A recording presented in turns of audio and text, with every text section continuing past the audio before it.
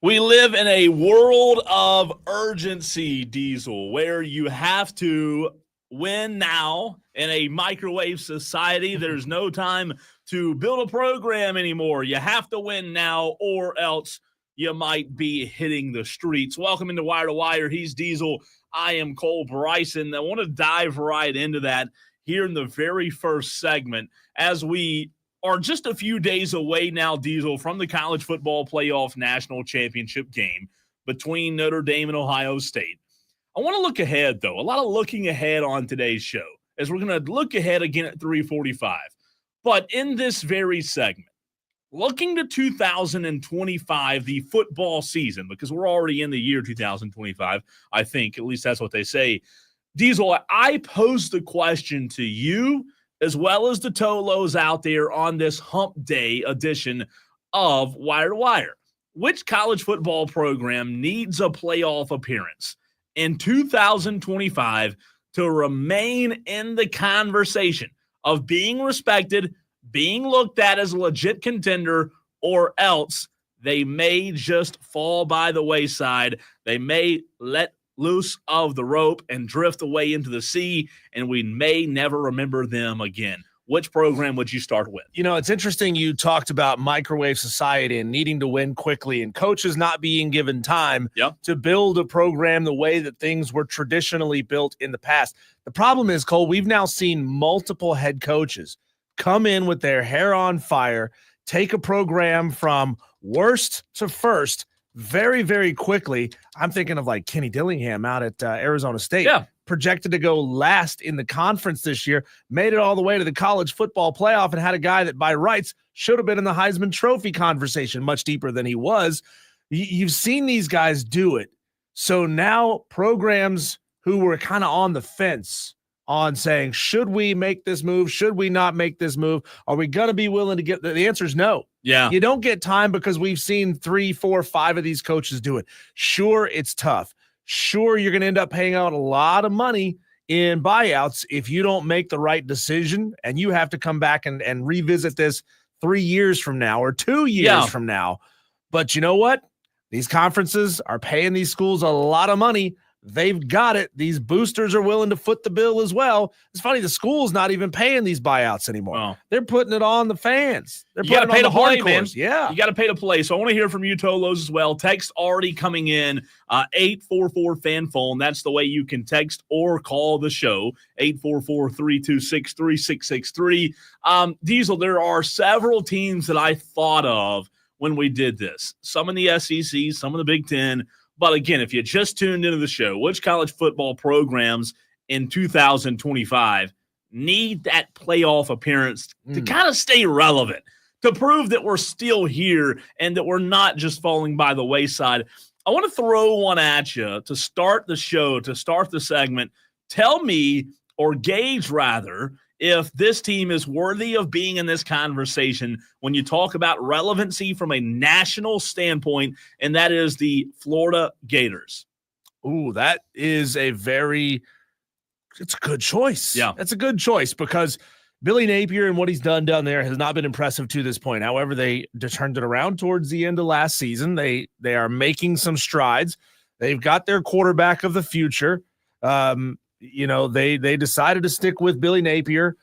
I think Florida is very much a program that is in flux because as the SEC keeps getting tougher and tougher and tougher, you're inevitably going to get pushed down that rung just a little bit because you added great program after great program after great program. There's no reason to believe that Oklahoma is going to stand for a bad football season like they had last year again. So Oklahoma has a lot of pride, and they've got a lot of money, right? So they're going to want to do everything they can do, obviously, to get back to the top of that heap, and that certainly pushes those programs that have been sitting there at that, like, B level in the SEC. It pushes them down to C level teams. So hold those two. Let's before we move on to another team, let's hold those two cards.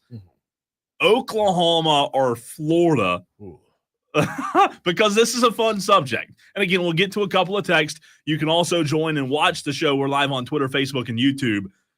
which would you say need that 2025? God. And look, could you imagine? We could make an entire show, Cole, out of picking two random programs out of a hat and saying 5 years from now, which one of these programs will be in a better place? I like that. You know, like that. We'll do that. Florida versus Oklahoma. We could spend an entire offseason doing that. It's actually not a bad idea. Let's do it. Let's do it. Write it down before we forget. Florida State versus Oklahoma State. Who's going to be in the best spot 5 years from right now? That's a good segment to do weekly. Ooh, How about that? I like it. Right there. Right off the top of our heads. Right there. I like that. Yeah. I need a hat, but we'll get a hat. You got a massive football stadium. You got a ravenous fan base. They got plenty of money. Oh, that's a tough one. They thought they hired a really good one in Brent Venables, and maybe they did. We'll have to wait and see. First year in the SEC. Didn't go as well for them as it did for their rivals in Texas. Now, that's certainly a wild card. That matters. It'd be like if Ohio State and Michigan changed conferences and one was doing exceptionally well going to the playoff and the other one was struggling to even make a bowl game. You know that those things are brought up in conversations, in high-level personnel. That is such a fascinating comparison between two schools, like you said, that are now in the SEC, between Oklahoma and Florida. When you ask the question of which college football program needs the appearance more in order to stay relevant, because you and I mean, how many times this season did you and I talk about Billy Napier potentially being canned in the middle of the season, not even making it to the end of the season, and now a very similar situation quickly. You talk about microwave society. Well, guess what? Do you remember what you and I talked about in August on this very show? Brent Venables just got a new deal. And all of a sudden, they go into the SEC and no deal is what they put because they didn't show up. And it's interesting with a situation with Venables and Billy Napier at two schools that are in a very tough conference, not where they used to be.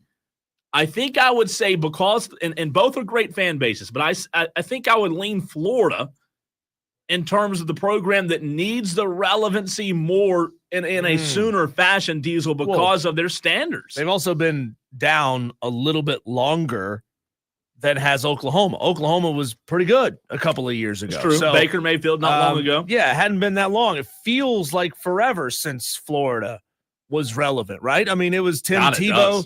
Tim Tebow in the mid-2000s was the last time Florida was relevant.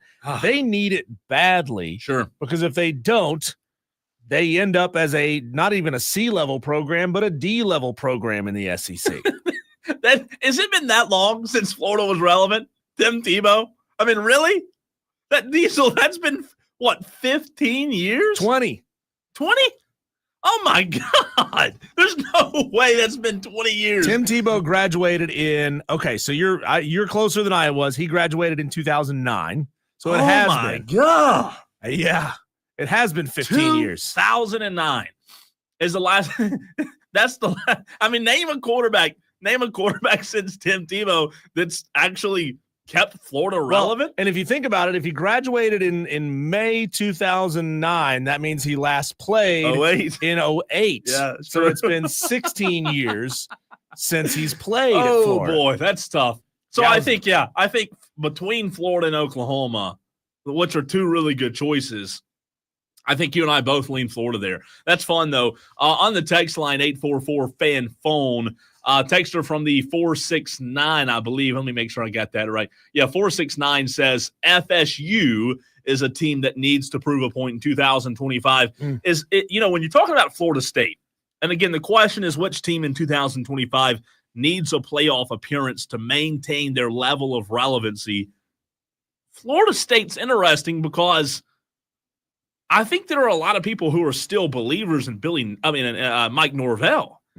But I do believe that 2025 may, whether it's fair or unfair, Diesel, 2025 may be the year that we either say, okay, Mike Norvell's the right guy, or Mike Norvell, it's time to move on and cut ties. Put it this way, Cole. There is a generation of football players who are coming up in the world right now who have no idea that Florida State ever was relevant on a national scale. To me. I mean, you got to go all the way back to Jameis Winston the last time Florida State was elite, Yeah. right? You got to go a long time back to the beginning of the 4-team playoff.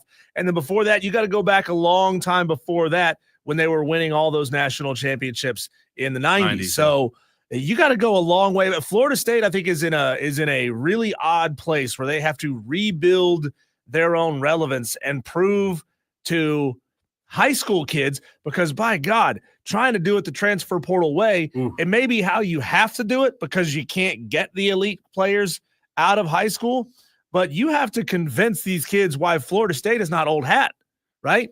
I mean, they don't know how special that war chant is. They don't know how special Chief Osceola is and how much it gets people going. All they know is like 30 years ago, Florida State was winning titles. You know what?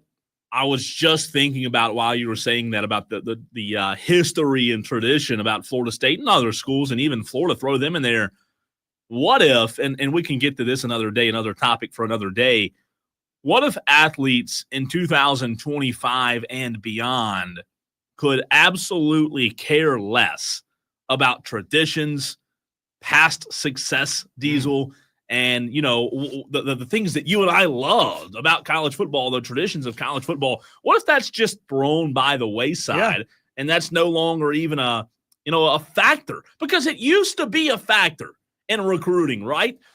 Florida State used to hold weight because it was Florida State. Alabama, oh boy, speaking of Alabama, Philip Rollins said his team that he would say is Alabama.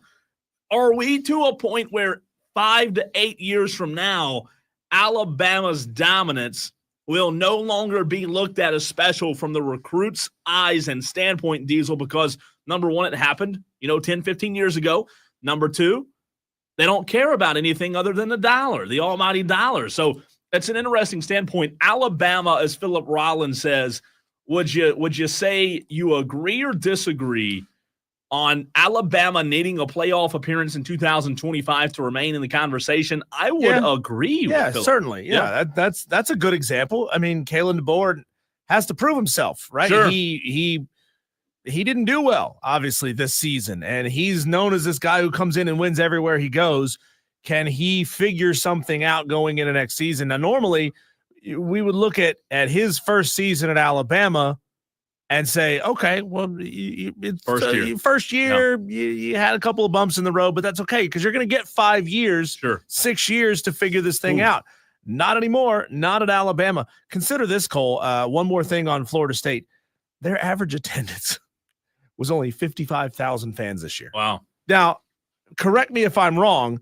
Didn't they have some major renovations going on at Doak Campbell Stadium this year? Sounds familiar, yeah. I think not there's to Vandy's size of renovations. I think there's a little asterisk next to that at 55,000. Yeah, maybe so. But that puts them in fifth place in the ACC. Yeah. Behind Clemson, Virginia Tech, NC State, and Miami. JD agrees with Philip on the text line and says Bama under DeBoer is my first pick, though, to stay relevant. I like that. JD also says Miami, maybe, ? And even Clemson needs to repeat again with new DC in third year under Riley on offense. Yeah, and on the Clemson front, I think that's an interesting choice or answer here, JD, because they did just make it this past season, so that gives them a little bit of clout there. However, to your point about Garrett Riley, I would even say more so with Klubnik, with his third season with the same quarterback, same coordinator. I think there is a little bit of pressure on there for Clemson to make it again. My answer for this question, Cole, is a team that was right on the outside this year, that had one of the most expensive rosters ever put together. I'm going with Lane Kiffin and Ole Miss. Ooh. Now, you gonna do my boy Lane like that? He's had everything he could possibly want at Ole Miss. He's right. He's in the SEC. He's got all the money. He's got the boosters. He's got the fans. He's got the great roster, and he still missed out on the college football playoff. So what if he misses again, right?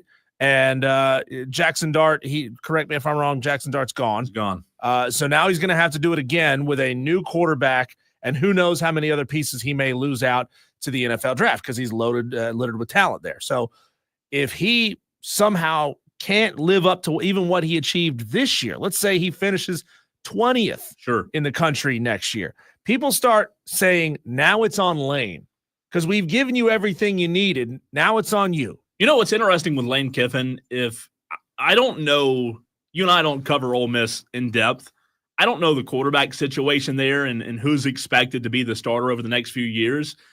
But I'm telling you this, if Lane Kiffin doesn't make the college football playoff next year or in 2026, maybe that marriage is just a marriage that's not going to work in terms of ultimately achieving your goal of winning the national championship. Because Ole Miss, I know Ole Miss didn't have the program pre-Lane Kiffin, but Diesel, Lane Kiffin's looked at as a guy who's supposed to be able to get that program.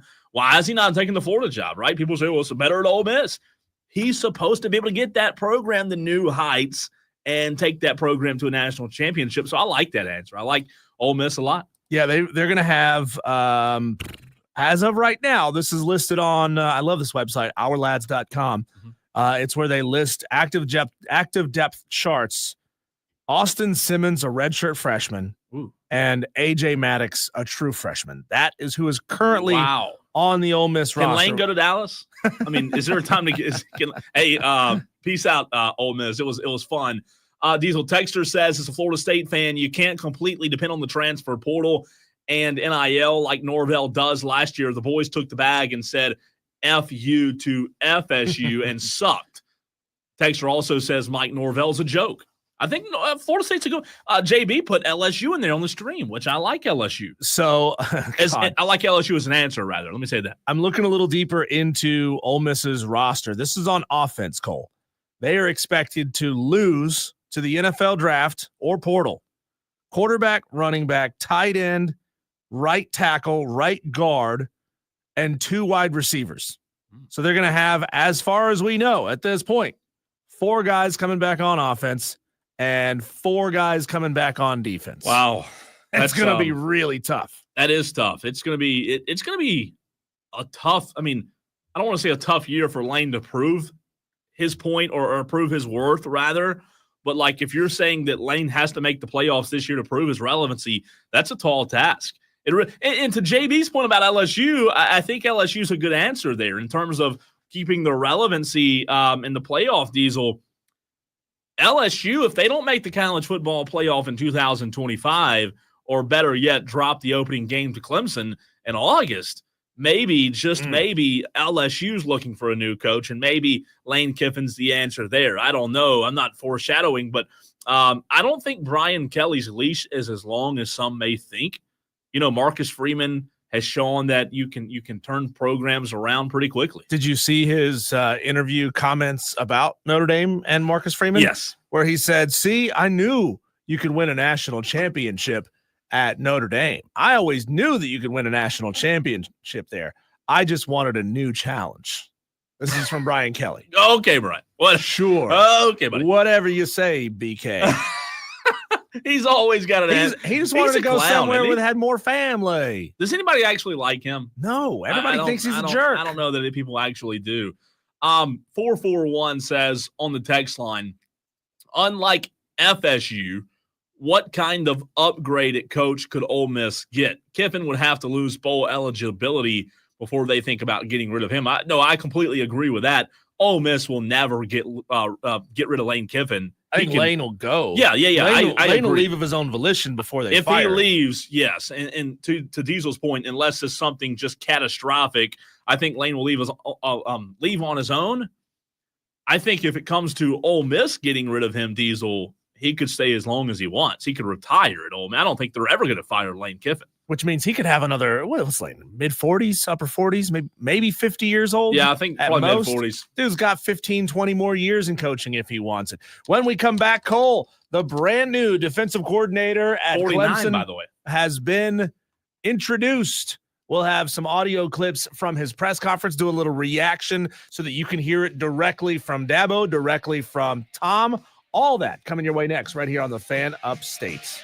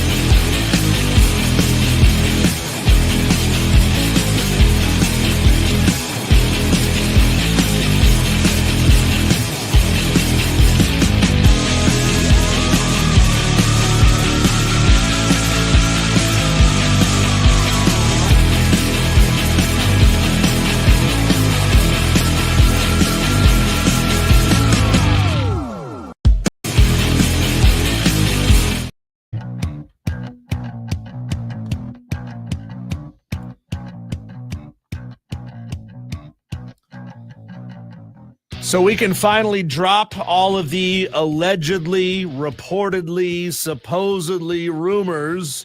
It's officially official. Tom Allen is now the defensive coordinator for the Clemson Tigers. He had his introductory press conference earlier today. We've got a ton of audio from this, and of course, we're going to bring you bits and pieces of it from the interview or that press conference throughout the show today. But I want to get you a couple of pieces of audio from that press conference. Cole and I will react to it. We'll get your reactions as well at 844-326-3663. Is Tom Allen saying all the right things, or is he in over his head? Okay, that's facetious. He's not in over his head. He knows what he's doing. He's raring to go. Let's start here with a clip from Dabo Swinney on what it was like, the process of gauging and vetting all of the candidates that he had considered for this role. Did a lot of due diligence, and called a lot of people that I know and trust, defensive people, head coaches, GMs, NFL people, without sharing any information with anyone, just getting their feedback. And, because I'd kind of established a little bit of a list myself. And so it was really interesting to hear the feedback from a lot of different people, their perspective of the best out there. And I kind of got a list down. It was a very kind of humbling reminder of how special Clemson is and how, football people view our program.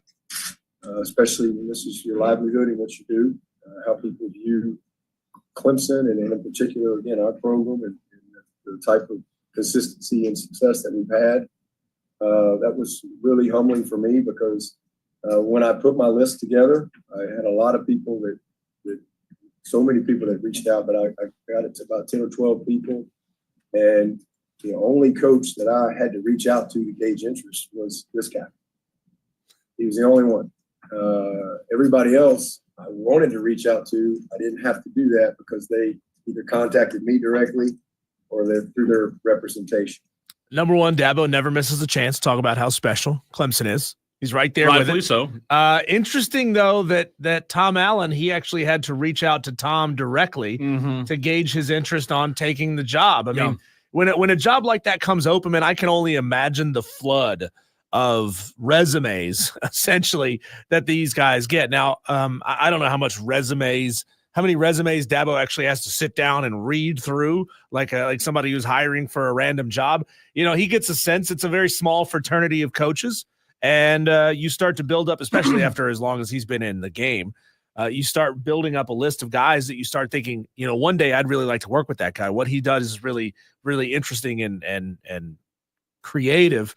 And I would like to have him on my staff one day. Yeah, and I don't even know that Dabo, again, I don't know this information firsthand, but I'm just assuming here, I don't even know that Dabo goes through any applications that came in. I would imagine that with a job like this, as big as Clemson and the opportunity that it is, and you hear other coaches in the coaching world talk about the culture between the coaches at Clemson, whether you like them or hate them, it's a very well-respected culture. And I think Dabo, the fact that he brought up, I reached out to Tom, said a lot, because before that, he said that he talked to GMs, NFL guys, college coaches, and if you listen to Dabo there, it may seem like Dabo, during the vetting process, to the people he talked to and asked about good defenses, Diesel, Tom's name must have come up a lot. Not Tom in Somerville. I'm talking about the new defensive coordinator. Hey, Dabo. Tom Allen. I think his name came up a lot. Yeah. And when it did, Dabo said, okay, let me pick up the phone. And it was, we'll have audio from Tom in a minute talking about it, but it was not a hire that people saw coming. Right. Obviously, his name leaked at the very end of the process, but Dabo, for whatever reason, looked at Tom as a valuable asset, and for him to come to Clemson from DC or from Penn State as the DC, I think it says a lot. That's fascinating. I wonder how you gauge someone's interest like that. Like back channel stuff. We talked to Ramon Robinson a week ago, and he revealed that he's one of those back channel guys that will reach out to a program on a player's behalf to gauge if they might be interested in having him. And then they sort of start the mutual conversations. Would you be interested in coming to this school? Yes, I would be interested. Would you be interested? Back and forth, So how do you reach out to a coach who's coaching in the college football playoff who's in the semifinals, who had a top 10 defense, who seemingly is in a very good position, who's coaching in a conference that he's been in for a very, very long time, and say, hey, would you like to leave all that behind and come down here to Clemson? That really would be awesome to be a fly on the wall and see what that process is. And again, I want to let you know, Tolos, Clemson fans out there that want a full list, not a full list, but pretty detailed of all the quotes today. I did tweet them out at the Cole Bryson on a thread. And to answer your question, Diesel, Dabo spoke about that. He said, I'm glad it worked out. I wasn't able to get on the phone with him until Friday night, and they played on Thursday. Remember, they played on Thursday night of last week. So this was 24 hours after the loss. Yeah.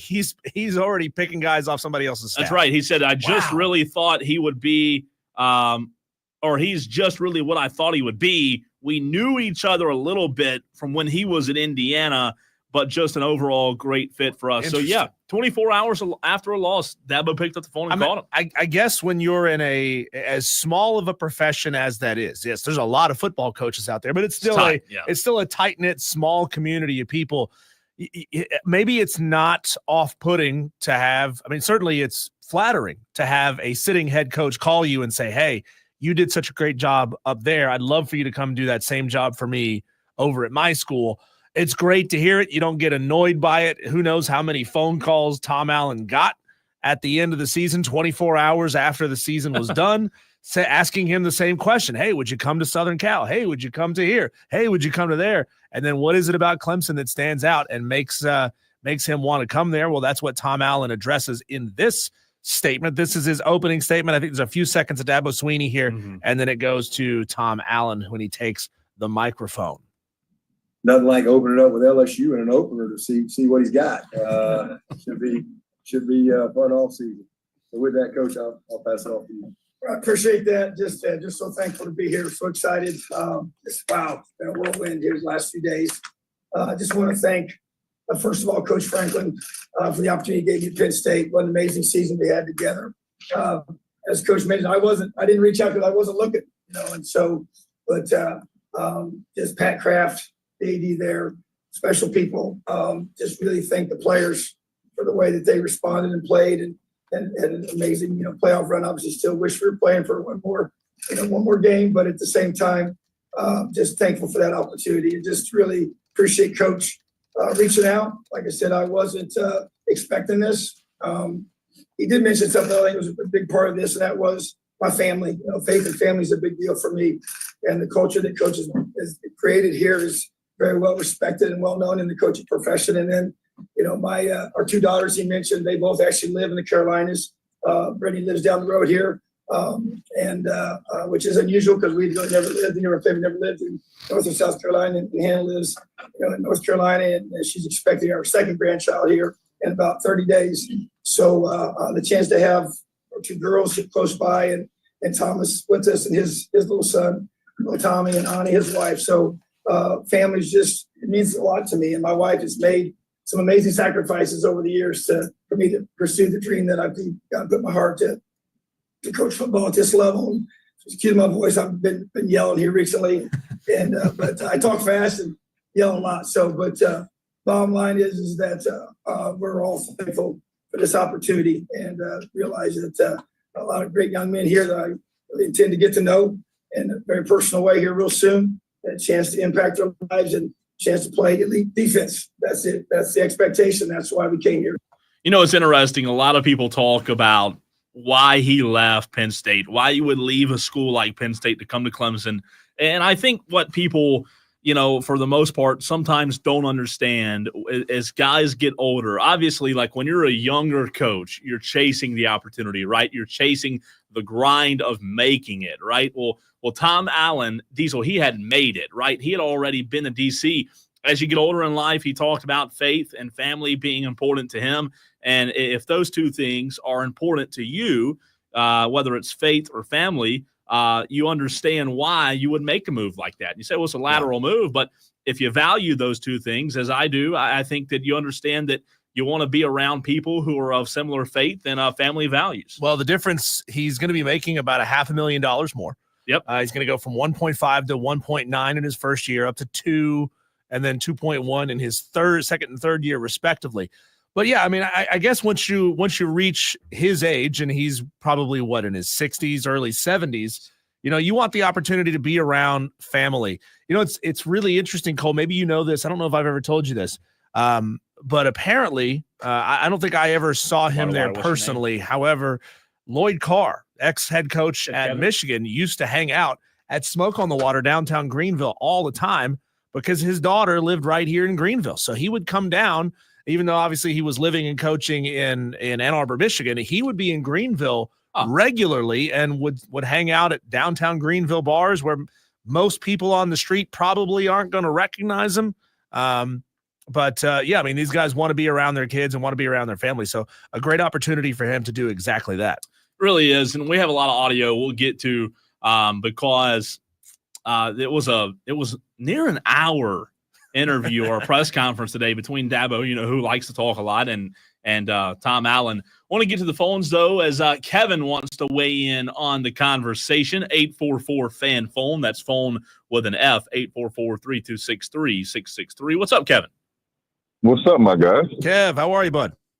Oh, man, having a good day, man. Just chilling. Hey, man, with a coach with a voice like that, he's going to be good. I don't know. It seems like every coach I've ever been around has got that raspy little, I might have some ties to the mob voice, like Chuck Amato type thing.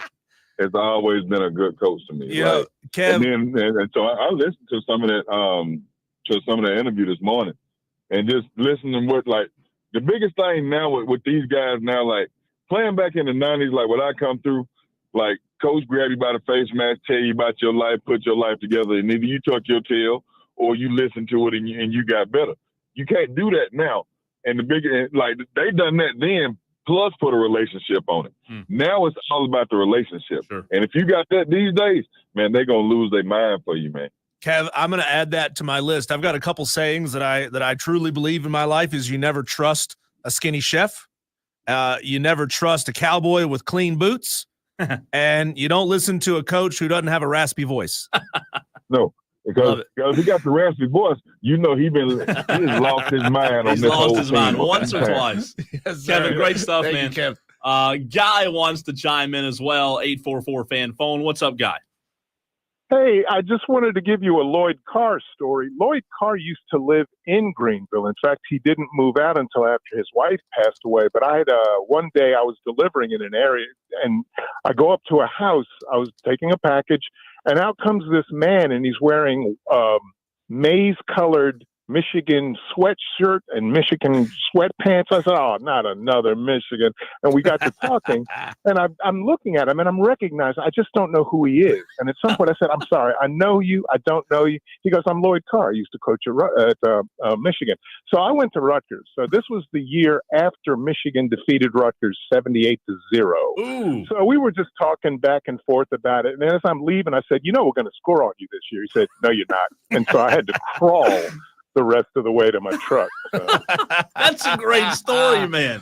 Wow. That's awesome. Guy, appreciate Thanks the for call. The phone call, Guy. Walked up to his house. I didn't know he lived here. Interesting. I didn't know that either. I just figured he spent some vacation time. You were right. You were absolutely. Wow. And again, being near coaches who are older in age, you're not promised tomorrow. And coaches who are older in age, Diesel, they want to be near their family and not settle down, but kind of just like be near their grandkids. And he talked about that a lot. Last piece of audio for you here. I don't know who it was who asked this question because I don't think the reporter identified himself. He was asked, Tom Allen was, do you plan on sticking around Clemson for a while? Yes, Tom, just going back to Indiana, I remember you talked about John Blau, by the way. A bunch of license plates that you kept from every state you went to, so you bounced around so much. And you like that you were sticking in one place for a little bit, so you're bouncing around again. You see Clemson as a place that you want to stick around for a while, and just with that head coaching, is that something that you're keeping the door open there, or is that something that you just want to be able to coordinate? Well, first of all, we have these license plates in my home office, and we added 2 more since that conversation. And so honestly, I've been a head coach in the Big Ten, and I love being defensive coordinator. I really, truly do. I've learned never to say never. I get all that, but that's not what I'm planning to do.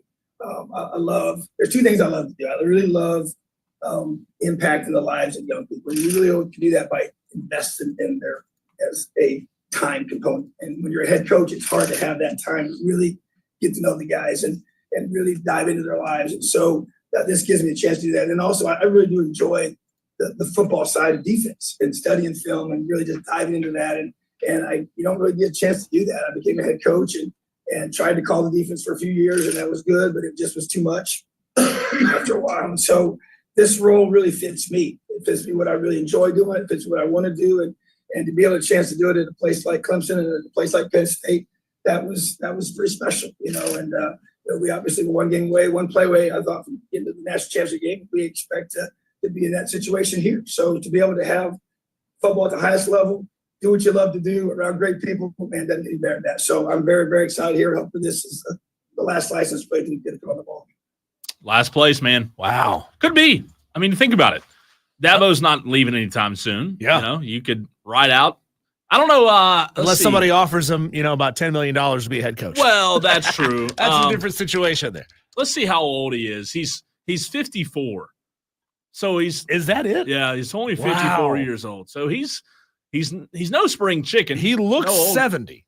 He looks older. Yeah, I'm with you. He's been out in the sun a lot. I would have guessed 60. That's what I would have guessed. It's somewhere in the 60s. So Tom Allen, just 54 years old, but I'm sure money, is plentiful in the Allen household with his stops at Indiana and Penn State and now Clemson. So really good stuff. We'll get to some more audio later on in the show. That just gives you a reason to Tolo. Turn it on, leave it on. Diesel, we looked back into the future. No, we looked into the future, not back in the future. We looked into the future in segment 1. I want us to do the exact same thing here. In this very next segment, looking into the future, I'm going to tell you that one head coach that's playing Monday night in the national championship will one day be in the Hall of Fame. You tell me which one that is. We'll get into that next.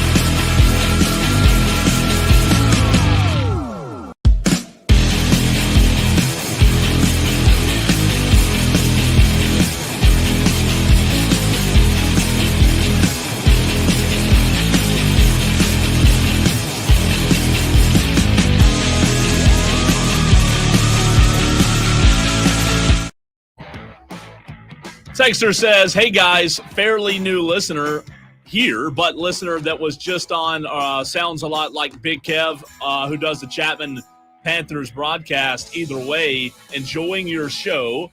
Appreciate it. Keep up the good work. Well, Texter, we appreciate the kind words. That's awesome. It is Big Kev. A brand new Tolo. How about that? We love it. We love it. Every love it. day Love it, man. where we just give birth to brand new Tolos. Well, that's what happens. I can't tell you how many times during the week, being out in the mornings and being places, I hear someone, say, "Oh, I love the show, man." I'll give you a story. I was on the phone this morning. A guy called.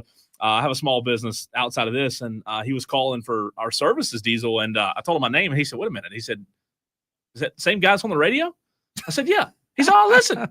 We have a lot of people that don't tell us they listen, but Tolos are growing, man. We're growing the Tolos. And to this brand new Tolo, number one, welcome to the Tolo family. Number two, do us a favor, put your name on your text messages. That way we can shout you out, because all we see is a big old block of numbers, your phone number, without any dashes or spaces or anything like that.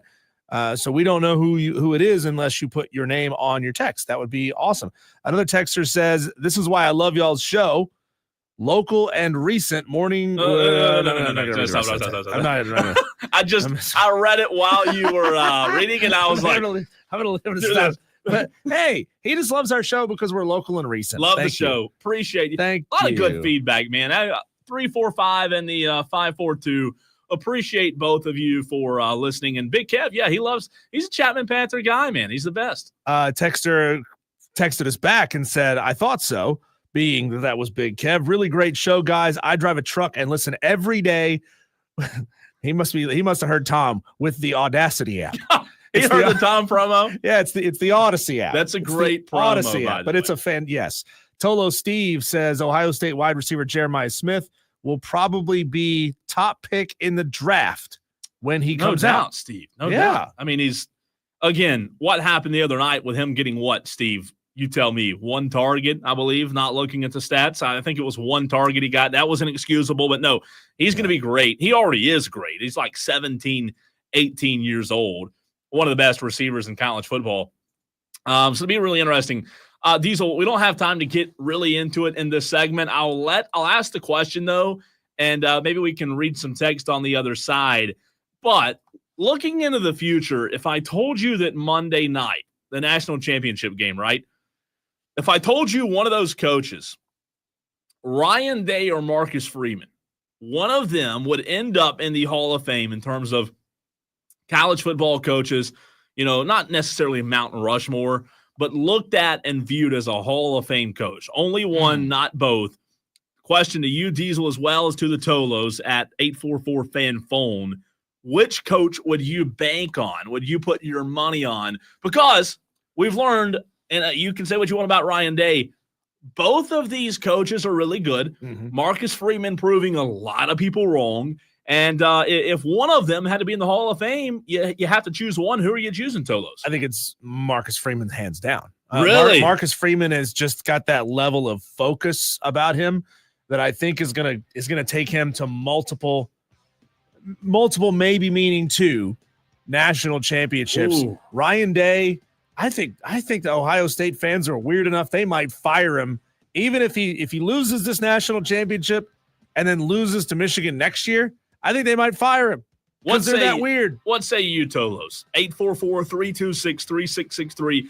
You're right on the Ohio State fans. They don't like losing to Michigan. No. We know that. However, if he were to win it all Monday, which I think he will, and stay there and go on to win, who knows, maybe one or two more with the talent and the NIL resources, maybe one day he is. I think it's a tough conversation, though. I think it might be a little closer than you think. When we come back, Cole, these are words that I never thought would come out of my mouth. Why every major sports city in America should copy Cleveland? More on that next.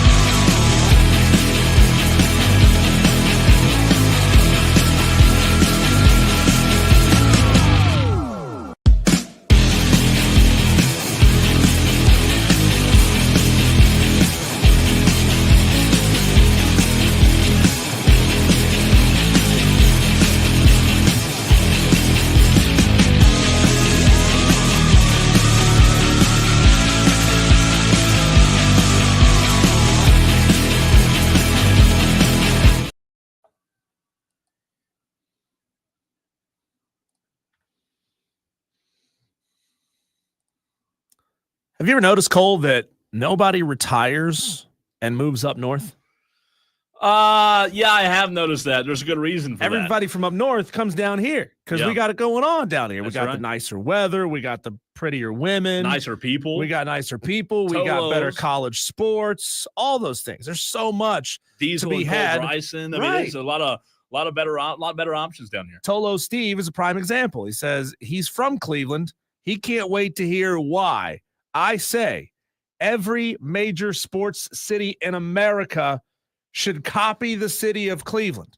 I cannot give I don't know where you're going here. I have no idea why we should copy Cleveland. You're going to love this, Cole. Am I? You're going to love this. All right, I'll give you a chance here. The city of Cleveland has filed a lawsuit to stop the Browns from leaving their lakefront stadium, Huntington Bank Field, and building a brand new state-of-the-art domed stadium in suburban Brook Park. Oh, boy. The lawsuit was filed earlier today in Cuyahoga County, Ohio, which seeks to invoke the Modell Law, which would stop the Browns from moving and building a dome stadium in Brook Park. The new stadium is in the same county as their current stadium, but it's not on the waterfront. It's not right there on the lakefront. They want the as things have always property. Been right there on the banks of Lake Erie. You're saying the Ohio. current one's now on the. Yes, the current one is there. Gotcha. The previous one was there too. Gotcha. They want off the water? And they want off the water. They want to build a brand new, probably a multi-billion-dollar domed stadium. Yeah. And look, I have brought up many, many times that I think all NFL stadiums should at least have a closable dome, not a permanently closed dome, but a closable roof, just in case things get really bad. Also, Cole, I think it's a great idea because a lot of times NFL stadiums get used as shelters. The stadium in Los Angeles is being used for one right now. We remember when the Superdome was used as a shelter during Hurricane Katrina. I think it would behoove the NFL and all franchises to have the ability to close the roof, but we're not going there. Yeah, we're not gonna grill that steak again. Okay. So this was an article posted earlier today on ESPN.com, written by Daniel Oyafusi. He said, quote, in early August, the city of Cleveland offered the Browns a $1.2 billion proposal to renovate Huntington Bank Field, the team's current 65,000-seat stadium, and redevelop its surrounding property. That would have included $461 million from the city, and the city offered them a 30-year extension on their lease. Now, you know how a lot of stadiums are going these days, right? It's not just a stadium surrounded by parking lots. They all have their own little village around the stadium with bars and shops and all those things. Except for Green Bay. Green Bay is the only one that I can think of in the NFL that's like right in the middle of a neighborhood. Oh, is it? Oh, it's literally in the middle of a neighborhood. But I love going to Braves games because you have that little neighborhood around the Battery. It's fantastic. It's fantastic. So the city offered Cleveland $1.2 billion renovation project. And the Haslam family said, no, we still kind of want to move this thing, 15 miles south. We want to move it off the water. We want to build a brand new stadium over there. Did you say 1.2 billion? Billion. And that would have been the renovation. That's a lot. That's not even the new stadium. That's the renovation that the city of Cleveland offered them in October. So that happened in August. In October, the Haslam family and the Browns announced that they informed the city of their intentions to build a brand new $2.4 billion stadium and entertainment complex in Brook Park, a little town that's about 15 miles south of Cleveland. Yeah. When their lease expired in 2028. And the city of Cleveland said, oh, no, you don't.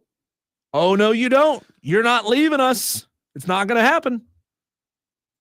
I don't know how I feel because let me ask you this question. Like, what is Cleveland? I'm not saying like the Browns, don't hear me wrong. The Browns are not the end all be all, but it's not like they're moving out of the state. So allow me to explain this law for you. Okay. So the suit, again, filed in Cuyahoga County today, seeks to invoke the Modell Law, which provides that if a team takes taxpayer money and plays in a tax-supported facility, then the owner must either obtain the city's authorization or give the city and others the opportunity to purchase the team before moving away from said facility. The law already exists that states if taxpayers paid for this, you can't move unless we give you permission to move. That's crazy. That's awesome.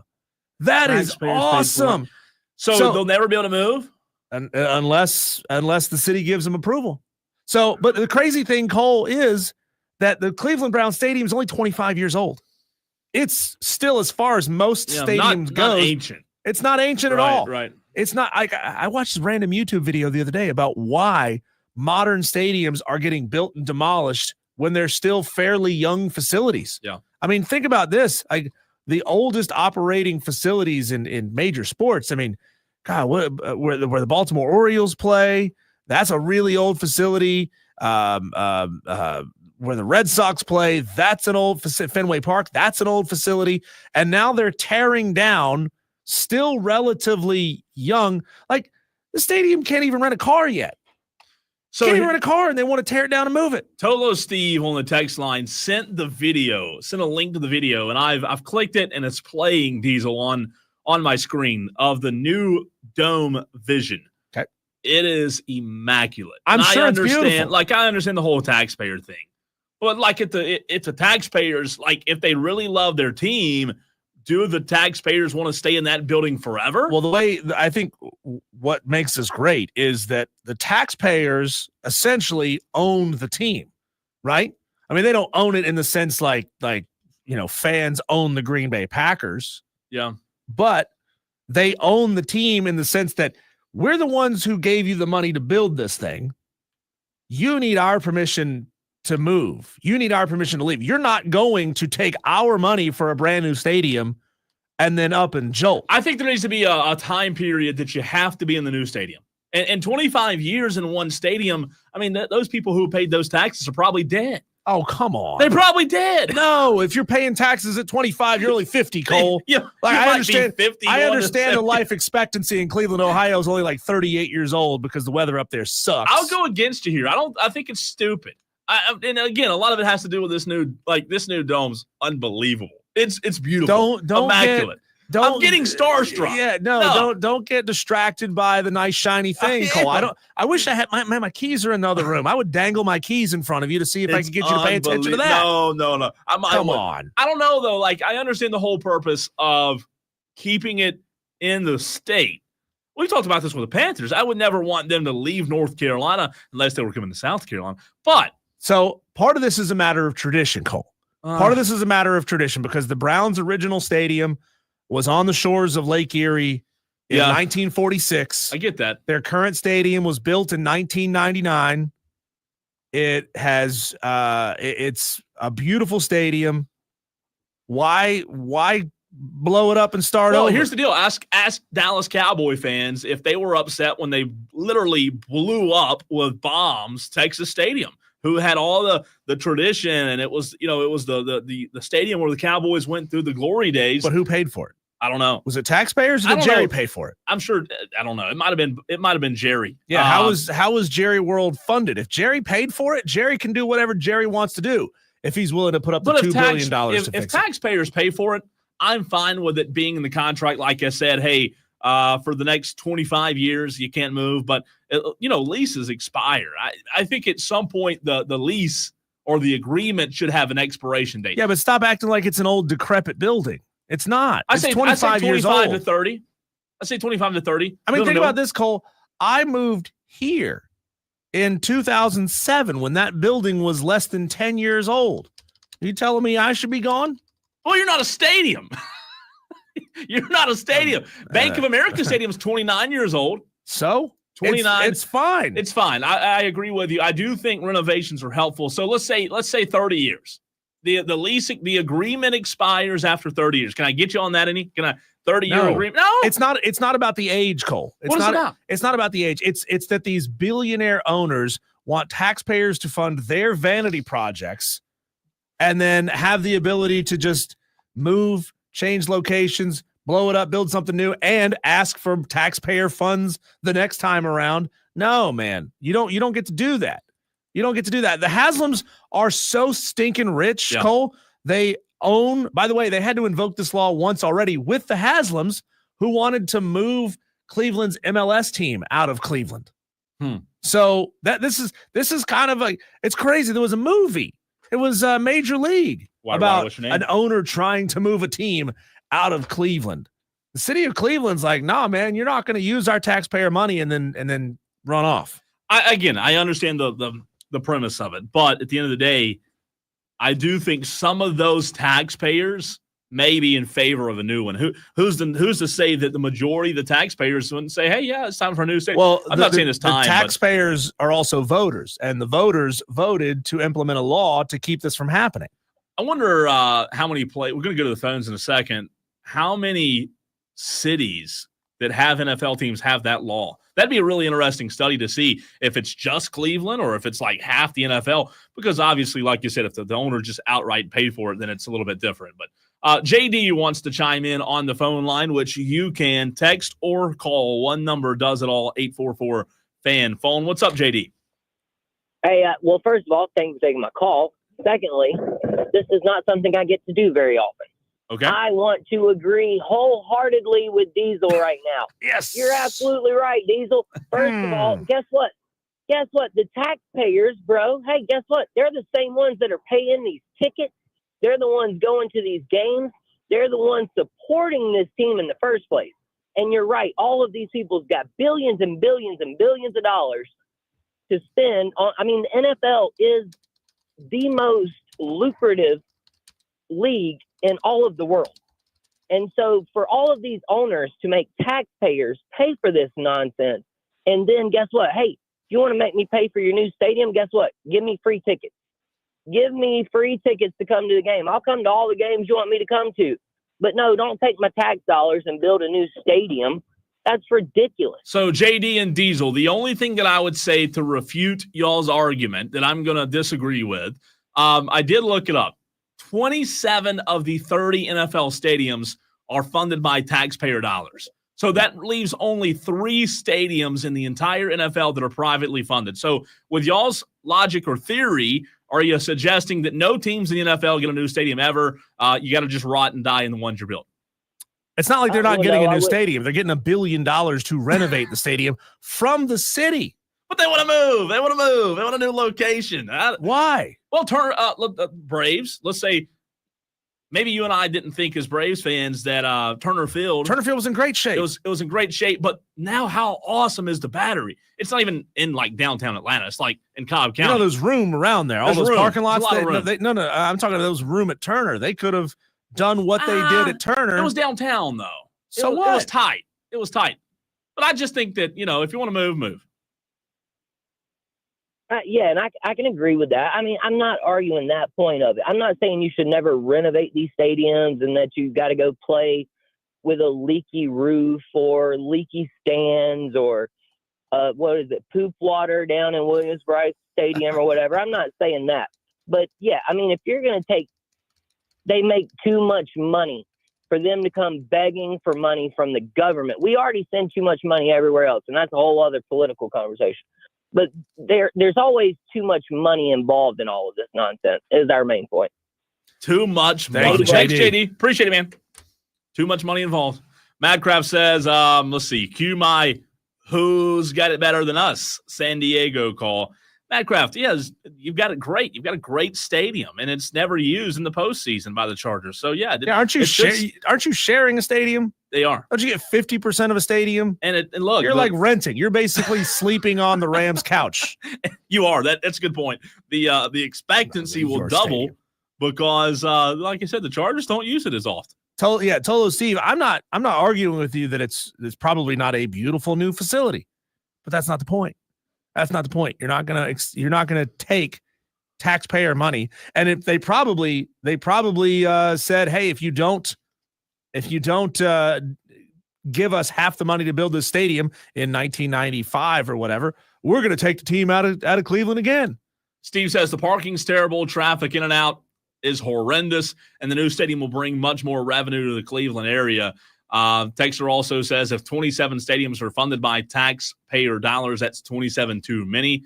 But again, though, those 27, they're moving, they're building new ones, and they're being allowed to.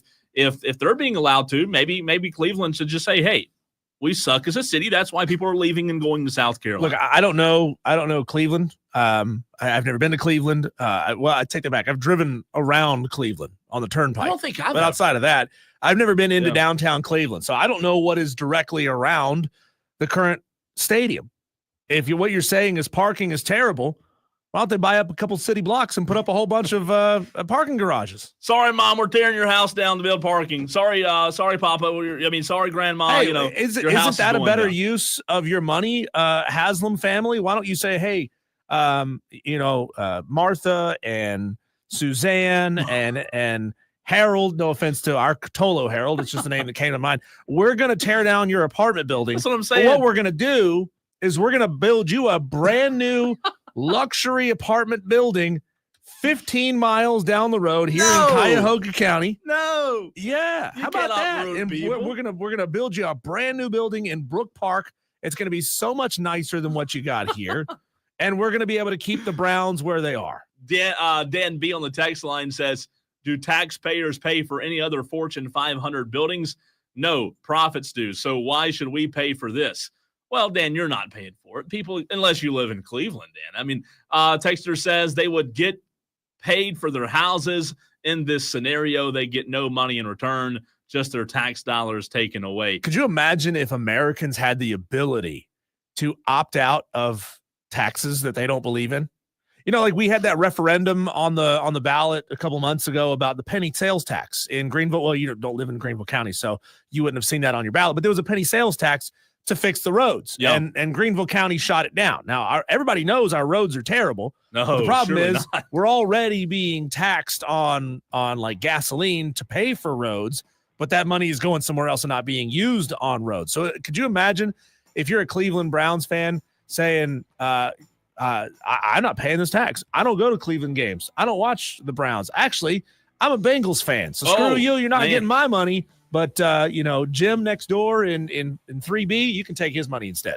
Coming up next, we will get into the college football playoff national championship game. Ohio State, Notre Dame. We're joined by Bill Bender of Sporting News. Bill is the senior writer for Sporting News. Check him out on Twitter. We'll tell you how to do so next.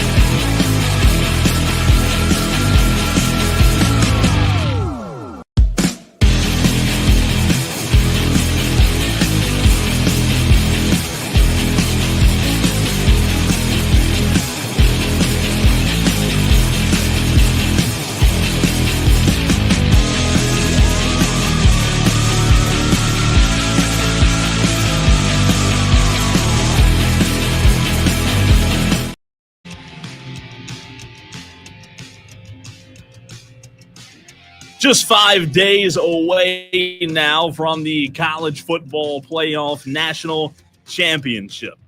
And boy, is it going to get here quickly. Just a reminder, we are off on Monday, so we will be breaking it down and giving you our full thoughts and predictions on Friday. Tolos, turn it on and leave it on as we now bring in Bill Bender, one of the absolute best. He is senior writer for the Sporting News. Bill told me, hey, my voice is a little down. It's okay. We heard some Clemson defensive coordinator audio earlier where we had that same issue. Bill, appreciate you hopping on with us, man. I'll tell you, this is a fascinating national championship matchup as you up there in Ohio obviously talk a lot about Ohio State football, Bill, but I can imagine that the SEC, the anti-SEC fans who are Ohio State fans also are excited about this matchup, maybe even more excited that they don't have to play an SEC team. How are you, Bill? Well, thanks for having me on. No, I mean, there's a lot of excitement here. I grew up in Central Ohio. I went to a Catholic school. I have so many friends and family that are fans of both schools, and I'm kind of this neutral bystander in some ways, because I like both teams. It's going to be fun to watch. And I think for Notre Dame, I kind of made this point over the last couple of weeks. When I was growing up here, Notre Dame was probably the more hated school nationally. I think that was universal through the Holtz era. And I would say in the 21st century, Ohio State, at least down your way, is probably hated a little more. I could be wrong. No, it sounds right. Bill, considering the number of text messages we get on a daily basis that end with OH, expecting us to say IO, we got a lot of transplants from the state of Ohio that have moved this way. This game really feels like a good example of strength on strength. Two really good defenses, two really good offenses. I know Notre Dame hasn't been quite as prolific in the playoffs, but over the course of the regular season, they were putting up a ton of points. As long as you've been around football and as many games that you've seen like this, where each team's relative strengths are pretty similar, what ultimately ends up being the deciding factor in games like this? Notre Dame can't turn the ball over. I think Ohio State's got a little more firepower offensively. You saw it the last 2 years when these teams played. I mean, Notre Dame's defense will not get beat deep. They'll do what they can to keep everything in front, much like Texas did. But, I mean, do they have enough offensive firepower? In these two games the last 2 years, they scored 10 points in one and 14 in the other. They lost 21-10 and 17-14. I mean, so that tells you right there, you're going to see an old school defensive battle where both teams kind of get after it. I mean, they are the top two scoring defenses in the country. But it's going to be fun finding out. And I think that's why I think the margin for error is less for Notre Dame, and they really can't turn the football over. Bill, I'm not looking at the stats from the last game for Ohio State at the moment against Texas, but you talk about firepower. I remember back with Chip Kelley and Ryan Day in the Michigan game early in this, later in the season. Obviously, we know how that one ended. And then I think back to what we just saw with Ohio State and Texas. Do you see an issue sometimes with Chip Kelley getting that firepower involved? I mean, again, I'm not looking at the stats, but I think Jeremiah Smith had like one target the entire night. Is that a trend or is that just a blip in your mind? I think that was a blip. I think Texas did everything in their power to take him away. Early they threw a deep pass to him that he couldn't quite come up with the catch. It was a little high. If he makes that catch, we're gushing about Jeremiah Smith all over again. So, they're balanced and they have a lot of good players. And I think Chip Kelly's done a pretty good job managing that. And, like I said, the firepower at the receiver position is pretty substantial. So if they can, this is a team that outscored Oregon and Tennessee 35-0 in the first quarter. So that's the other key in this game. Notre Dame has to. It's like that old Mike Tyson knockout I'm sure the three of us remember from back in the day. Not against Logan Paul, but back in the 80s. Find him on Twitter at BillBender92. Let's say for a moment that Notre Dame wins this football game. Will Ohio State fans hold this loss against Ryan Day the same way and with the same fervor as they hold the Michigan losses against him? Because the narrative It's funny is the narrative around 3 out of these 4 coaches that were in the semifinals was all that they can't win the big games. If Ryan Day can get them there but not win it, just how much are Ohio State fans going to be willing to hold that against him? I'm trying to wrap my mind around that. Honestly, I was thinking about it. I was giving it real thought today when I was just kind of sitting around pretending to work for 10 minutes. And so I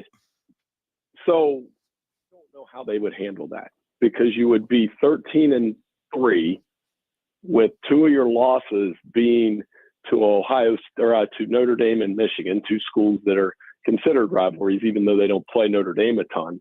And it's kind of like how I feel about Green Bay. I'm a Packers fan, and I'm like, man, they had a successful season, but got swept by the Lions, got swept by the Vikings, got beat by the Bears, and then lose to the Eagles. And you're kind of like, was that a good season or not? I guess that's kind of the thought process that might happen if they lose to Notre Dame on Monday night, if that makes sense. I mean, obviously they got farther than the Packers did in the playoffs. You can give him a follow on Twitter, on X at BillBender92, senior writer for Sporting News, joining us right here on Wire to Wire on the Fan Upstate, 97.1 Spartanburg, 97.7 Greenville, and on the free Odyssey app. If you have a question regarding the national championship, feel free to text in at 844-FAN-PHONE. We can try to ask your question to Bill Bender. Bill, when you look at this game, obviously we've talked about the firepower that Ohio State has. Both have very good defenses. Chip Kelly might be a little extra added a wrinkle, if you will, on Ohio State's side. Do you balance the added wrinkles that Ohio State has with Chip Kelly and the firepower? Do you balance that with what seems like an even kill Marcus Freeman? Are we giving that guy enough credit for what he's done this year? Well, there's going to be a lot written about Marcus Freeman over the next week or so, and deservedly so. I have a piece coming. I hope it's coming tomorrow. I spoke with Jim Tressel, his old coach at Ohio State, and Jim was quick to point out that, and I'm guilty of it, comparing Marcus to Jim.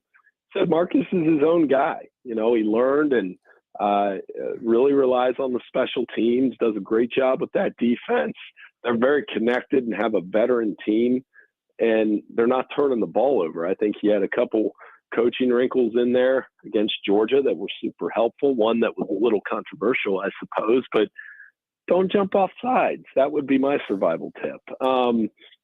It was a lot of fun talking to Jim Tressel about Marcus Freeman, and his stock couldn't be higher right now. And I think the greatest compliment of all is he's, as somebody kind of brings what we were talking about earlier, he's made Notre Dame likable. I mean, do you guys like him at least a little bit? That's a good point. That's true. Well, Bill, I also grew up in the era of the movie Rudy. So, as a kid, I had no reason or no understanding as to why I put on a blue and gold hat with an ND on the forehead, but I had one. And so I always had this kind of soft spot in the back of my heart for Notre Dame. Can we get your thoughts on Tom Allen as the new DC at Clemson? He was introduced earlier today. Some would say it's kind of an odd move to go from a team that made the college football playoff semifinals to head down the road to the South, to an area that he hasn't coached in for a majority of his career. What are your thoughts on that? And now do you look at the combination of Dabo Swinney, Garrett Riley, and Tom Allen to be a national championship contending staff as early as next year or the following? Well, I can tell you right now, I'm working on our early top 25 that everybody puts out, and when I put it out, everybody's going to say, well, that's trash. And then I'm going to point out that last year when we put this early top 25, we had Texas, Notre Dame, Ohio State, and then we had those 3 in the top 5. I didn't have Penn State in the top 5. So it's not that hard at the top. It's where you get into, like, I'm in the teens, and then it gets a little ugly. I do have Clemson in the top 10 right now. I like the Tom Allen hire. I think he brings a lot of energy to that side of the ball. They've got some strong linebackers coming, but particularly linebackers look like they're going to be pretty good next year with who's coming back. And, they have a couple guys in the transfer portal, but not too many. And I think Tom Allen, you're going to find that you like his energy. He had it at Indiana. He had it at Penn State. he's really good at that side of the ball. Bill, when you talk about the spread on this game, are you one that when a spread comes out in a championship game overreacts to it, or do you think that the touchdown plus spread that's in favor of the Buckeyes will be the right side on Monday? I've taken the favorite the last 2 years and expected a blowout with Georgia and TCU. Maybe not a 58-point blowout, but definitely expected a blowout. Expected Michigan to win by the spread last year. I think it was double digits or close to. And this one I'm just a little leery of. I think Notre Dame knows they can play with them. I just worry that if they show up like they did in the first half against Penn State, they'll get beat by 3 touchdowns. If they show up like they did against Georgia, you're going to have a one-score game either way. So, my prediction, if you want me to give it, I put 27-17 Ohio State, and I think it'll probably be something like that, and maybe a game that in some ways resembles Texas-Ohio State. Texas made 2 really big mistakes in that game. They had the screen pass at the end of the half, and then running a toss play on 2nd and goal into Caleb Downs, who is one of the best players in the country. So, other than that, it was a really competitive game.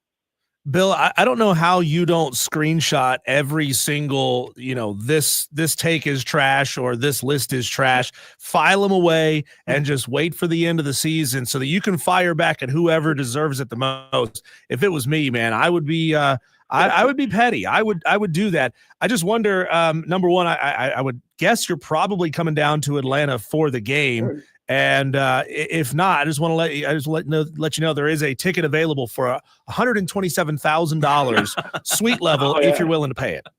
No, I'll be there. I'm flying down Friday and getting everything in order so I can get down there and have a good time. I can't wait. Like I said, the opportunity to cover these 2 schools in that setting. I was at the Notre Dame Ohio State game last year, and it was a ton of fun. And I think this game's going to have a lot of heat on it with these 2. And I know there's not an SEC team in it, but that's okay. It's going to be a fun game. Who do you like on the quarterback matchup? Like if I asked you, and I know quarterback play doesn't completely dictate the outcome, Bill, but if I asked you to lean one way, Riley Leonard, Will Howard, both, good quarterbacks, both seem to be, outstanding young men as well. We had Will Howard, Riley Leonard was on our station with Rich Eisen yesterday, and just both seem to have their head on straight. I don't know what their NFL future will hold, but if you had to sway one way or the other just because of the quarterback position, which side would you sway to? Well, they're different. It's hard to. I'm going to try not to duck this answer. Probably Will Howard, because he's been so efficient and getting the ball to his playmakers and really accuracy has been a thing for him. He will throw an interception or 2 in there, maybe not 2, hopefully, but he will turn the ball over occasionally. But in general, he takes what the defense gives him. Now, Riley Leonard, it's a different evaluation because of the ability to run the ball. I don't know if you saw his basketball highlights that have been circulating. Man, he throws down a mean baseline dunk. So, he's a really good athlete, and he adds in that running game. But for Riley Leonard, like I said, for Notre Dame in general, they just cannot have 2 or 3 turnovers in this game. If they do, it will be bad. And the good news is that's been their strength this year. They have feasted off turnovers. They've protected the football, and they're going to need a few if they want to win this game. Bill, I look at how that Penn State Notre Dame game played out and how Penn State got up early, got to a 10-point lead, and they could have put the thing away. There was that drop on the goal line that really, I think, did a lot to change the momentum of that game. But if one of these teams happens to get down 10 or 14 points, which one do you like to kind of, in most likely chance, fold under that pressure? And which one do you like to maybe be able to dig out of that hole if we get to a 2-score differential at some point? Well, Ohio State can come back. That's like, I would never feel safe playing those receivers. If Notre Dame got down 14, you'd be like, oh man, that's going to be tough. Then again, they did get down 10 points to Penn State, who had 2 1,000-yard rushers and was controlling everything in the first half. And then, Steve Angeli, a backup quarterback, makes a few plays. They get a field goal, come out and tie the game and set up the wild fourth quarter. So I would say To answer your question, Notre Dame would be more trouble if they fell behind double digits. And we'll see how these teams handle the emotion of the game. I mean, neither one of them, when you have the top two scoring defenses, yard's going to matter. And I know that's a cliche you hear coaches say, but when I went to this game last year, I really felt that way. Like, you can kind of, I won't say be lazy when you watch a game, but you can kind of go on autopilot a little bit when the first downs pile up. This game, every first down will literally matter. Bill, really appreciate your time today. I know you got a lot going on, and for you to join us, absolutely enjoyed our time together. Best of or safe travels, rather. You probably won't need the luck as much as Notre Dame will, but safe travels this weekend, and we'll talk to you soon, Bill. Hey, no problem. Thanks for having me on, guys. Have a great week. Thanks, Bill. Bill Bender, Sporting News, senior writer. Fantastic stuff. As you can follow him on Twitter at BillBender92. A really good follow. Again, Sporting News, been around a long time. So appreciate Bill's time. He's going Buckeyes. I'm going Buckeyes. Diesel, you're going Buckeyes. I'm going Buckeyes as well. Is there anybody going Irish? Notre Dame Nate and Leprechaun of Lyman. Are they, though? Are they? Are they really? What? I know who they're pulling for, but what do they actually believe in their hearts is going to happen in this game? When we come back, Cole, let's take our whip around the sports world. Our Daily Wires coming up next.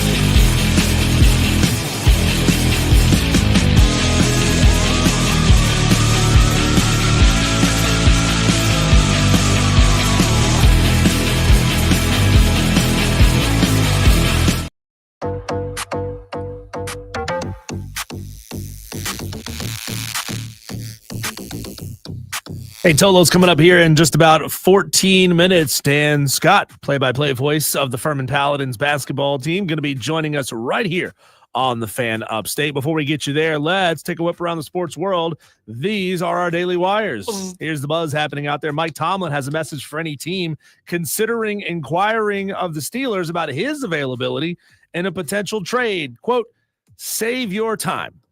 Don't bother.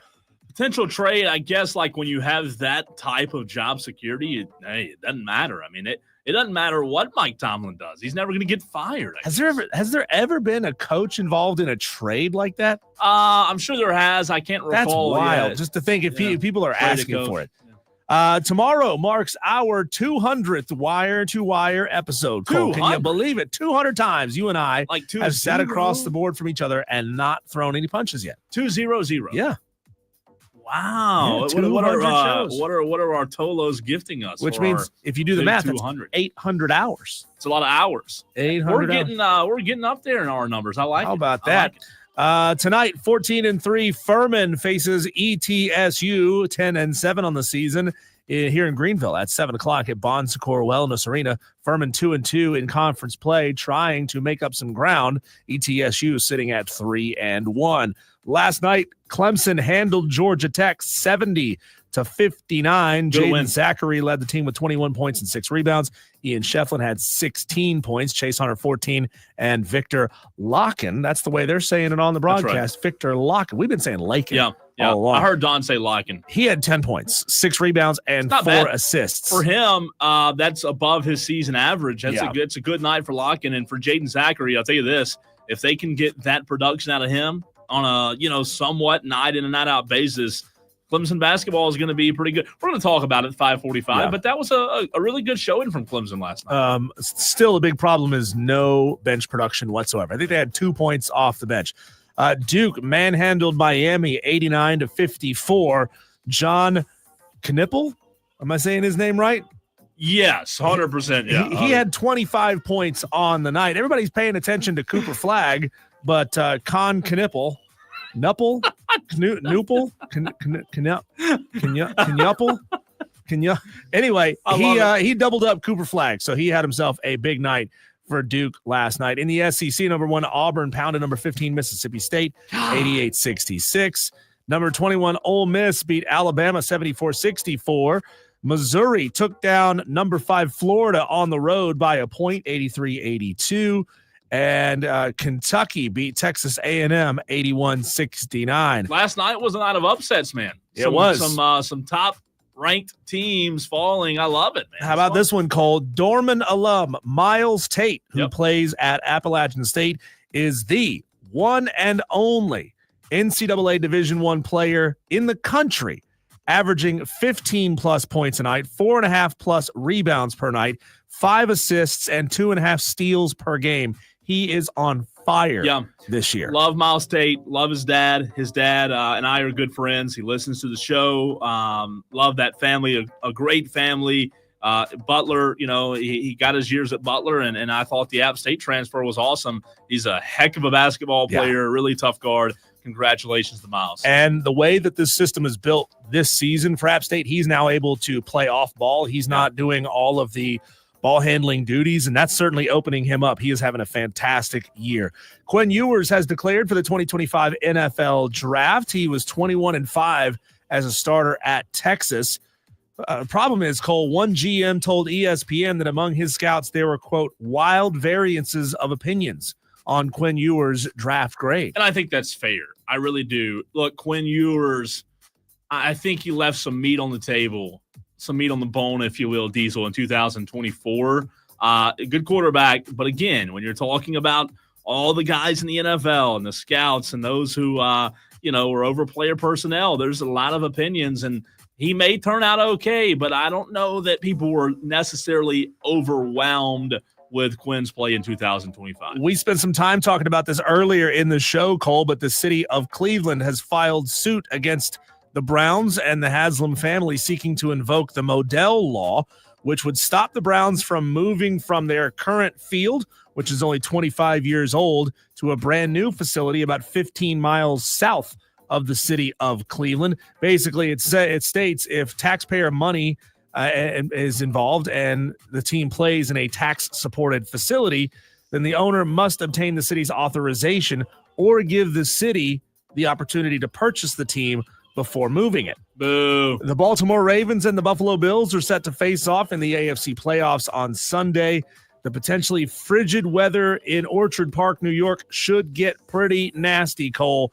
They're predicting a temperature as low as 8 degrees by kickoff, with a real feel of -3 and a 40% chance of snow. We might get one of those blizzard games. This is why I play the other side and disagree with you on the retractable domes. I love it. I can't wait to see all the fans frozen to their seats, putting all their drinks in the ground to keep them cold and frozen. I love this. This game's going to be fantastic. So you just want to watch people suffer? Yes, I do. 100%. Okay. 100%. And last one for you. Former Texas football wide receiver Jonte Cook II committed to Washington during the winter transfer window, but has already left the program less than a month later. He was a 5-star prospect. He had enrolled in Washington and was on campus for a week before parting ways with the team. He was the only portal wide receiver that Jedd Fisch and Washington signed this portal season. Going to leave them in a lurch. Yep, Don't really know why. It just says that they agreed mutually to part ways. All right, coming up next, it's Wednesday, 5 o'clock, which means it's time to fight. 5 o'clock fight next. We'll also talk to Dan Scott about 510, who's live at the Well. Furman basketball tonight on these airwaves at 6:30. You'll be able to hear Dan and I believe Tom Van Hoy tonight on the call as Furman looking to bounce back. We'll get into the 5 o'clock fight next.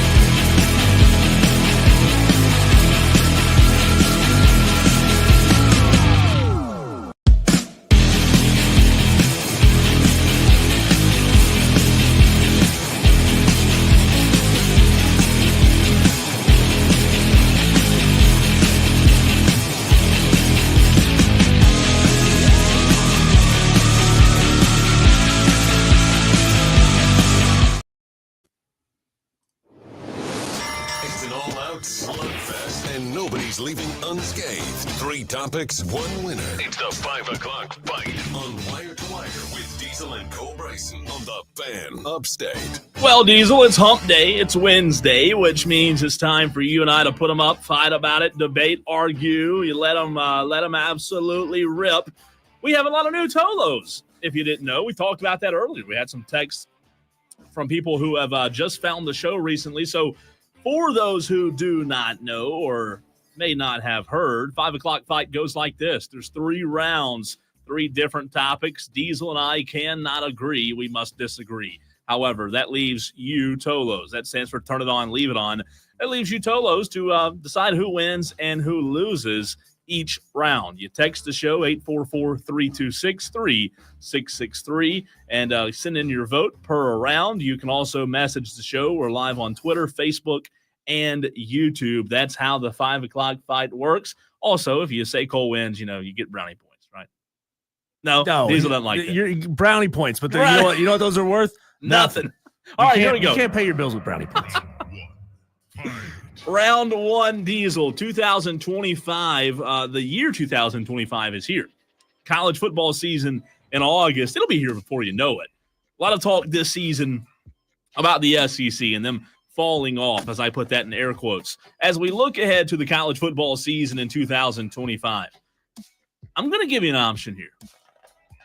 National champion out of the SEC or the field.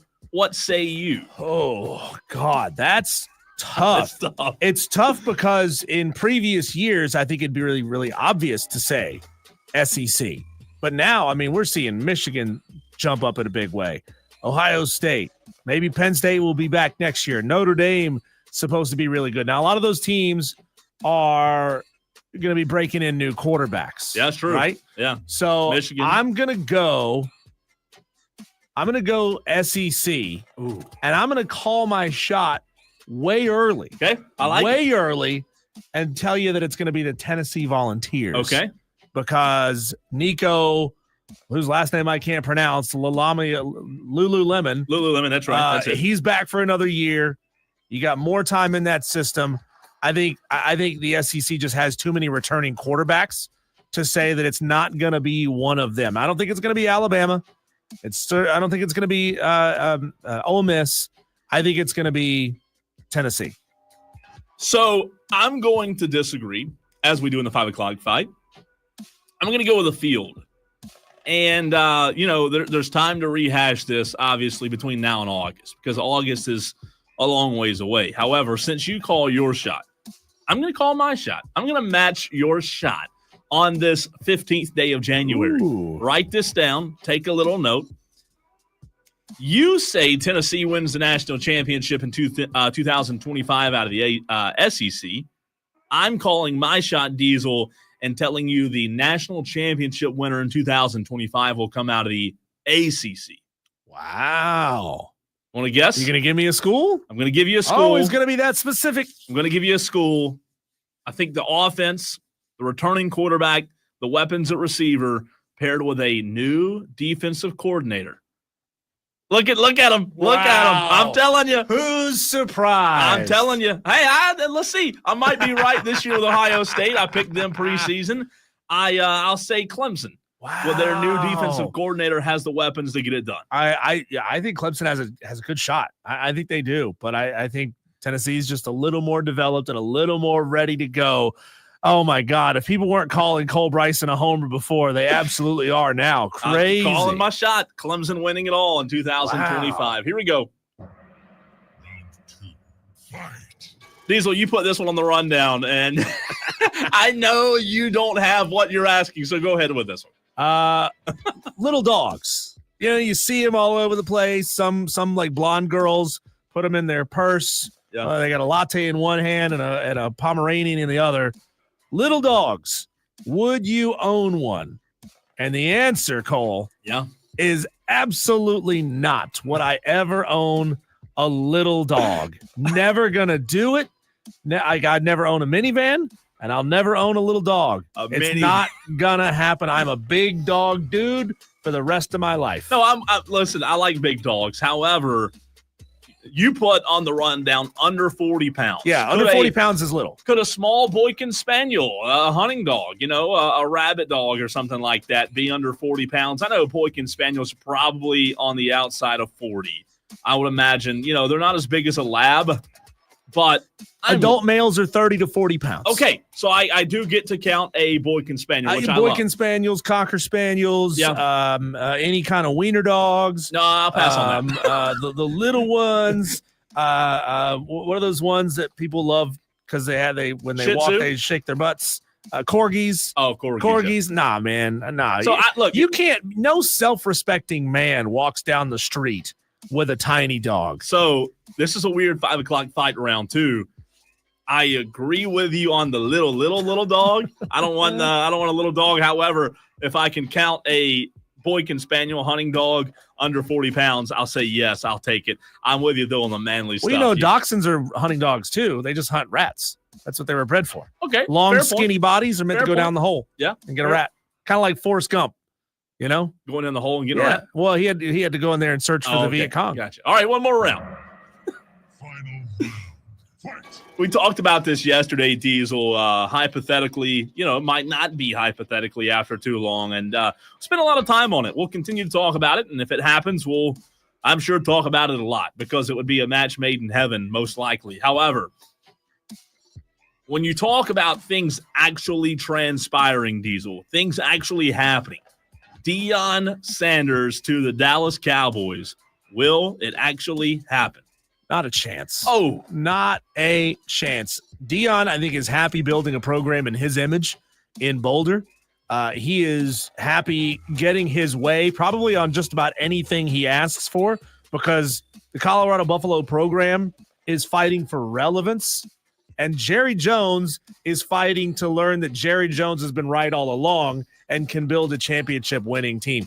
Deion is not going to get to do things his way in Dallas. He's going to try, but he's going to have to do things Jerry's way. So I say Deion stays in college. I'm not going to call my shot and say that he stays at Colorado for more than about 3 or 4 more years because I could certainly see him ending up at Florida State, for example. Yeah. But I think he stays in college for a good long time. I've gone back and forth. I said yesterday that I didn't think it would happen. I went to bed last night. I listened to or watched another sports show this morning as I normally do. And it's talked about on the national shows as it should be because obviously those 2 stars, it'd be talked about a lot. I don't know if there's enough room for 2 stars on that helmet with Jerry and Deion, but I'll tell you this. I'll say it will, and I'll tell you why I believe that. Jerry's getting old. Who knows how much longer Jerry Jones has on planet Earth, Diesel. And I'll tell you this, I also think that Jerry Jones is to the point now where he is going to take his shot. He's going to shoot his shot. I don't know that hiring a Mike Zimmer would be a sexy hire, a Jason Witten or a Kellen Moore. Kellen might be a good hire, but it just would not surprise me for him late in his career trying to grasp for the stars one more time to get Deion in Dallas. I heard a piece of audio that I'll save Diesel and have later in the show, maybe later this week, of Jerry Jones talking about Deion when Deion was a player. And Jerry Jones said, his exact words were, I would never be able to live with myself if I let that guy play and excel and do well for another franchise. I'd never be able to sleep at night. And you know what? That's the same guy that's still leading the organization. And it wouldn't surprise me if he still has that thought. If Deion were to go to the NFL, I'd want it to be with a star on the side of his helmet or on the front of his cap or on the front of his shirt. I just, at this point, I would not put it past Jerry Jones. So who wins the 5 o'clock fight? We'll give you a quick recap of all 3 rounds. Going to go to Dan Scott here in a couple of minutes, but also want to let you know if you want to suggest a 5 o'clock fight. Here's how. What do you want Diesel and Cole Bryson to fight about next? If you've got an ass, Submit your topics to Diesel at thefanupstate.com. Subject line, fight on the Fan Upstate. All right, so here's how you Tolos can vote. Round 1, 2025 college football SEC national champion or the field. Diesel says the Stars are going to align again in the SEC. Going Tennessee to win it all. I like it, shooting your shot. I'll say no, the ACC. Give me Clemson. Round 2, little dogs under 40 pounds. Would you own one? Diesel says never. I'll say under exception. And round 3, Deion Sanders to Dallas. Will it actually happen? Again, Diesel says never. I say don't put it past Jarrah. I mean, Cole, I also said that I'd never marry a Furman girl. And what did I do? I married a Furman girl. You married a Furman girl. Yeah. So you never know if that Furman girl wants a Chihuahua. I cannot wait to I can't wait to laugh at Diesel for his pictures with his Chihuahua. She does want a Corgi, but she also wants a Belgian Malinois, and I'm like, no way. No way are we doing that. So let's get the results coming in on the stream as well as on the text line. Again, 844-326-3663. Tolos, your participation is needed. While we wait on the results to come in, we'll give you a tally on those. Tolos, get to it. Text the show or on the stream. Let's go to the well over in downtown Greenville and take a quick visit with Dan Scott, who will be on the call tonight. Furman looking to bounce back. Dan, let's start with Monday night. We talked about this on air with a NFL game. I believe it was the Monday night game in the NFL as well. I said that it was one of those games, Dan, where you just kind of, 3 or 4 minutes in, had a feeling that this game was going to go one way. Did you kind of have that same feeling on Monday night as Wofford jumped out to a hot start?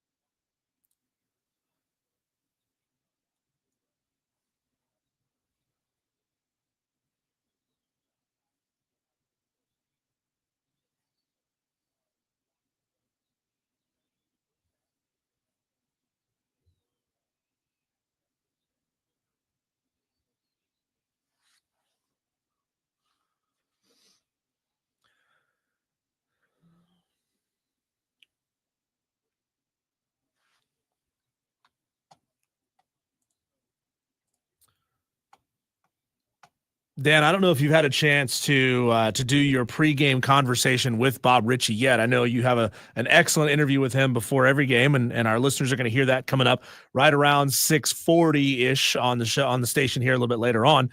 But if you've already had a chance to chat with him, what does he say about trying to get his team to mentally bounce back from a game like that?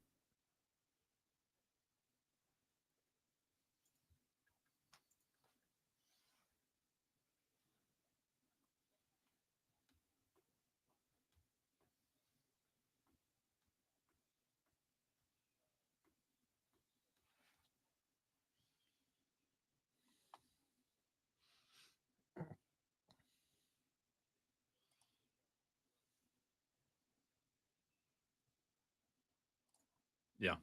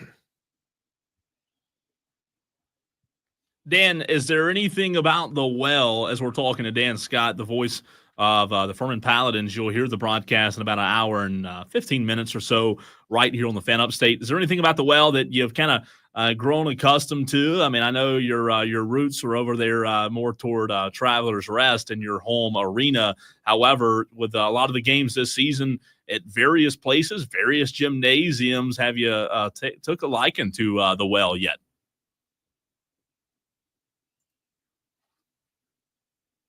Yeah.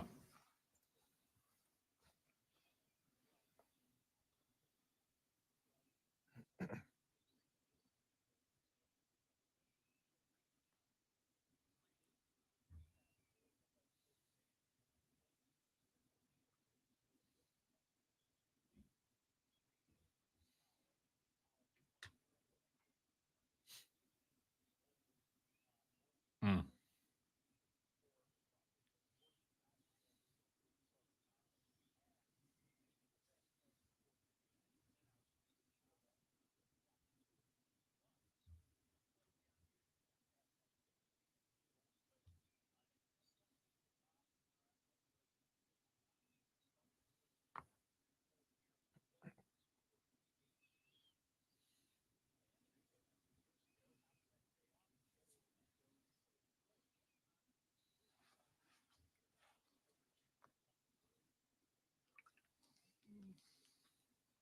Yeah.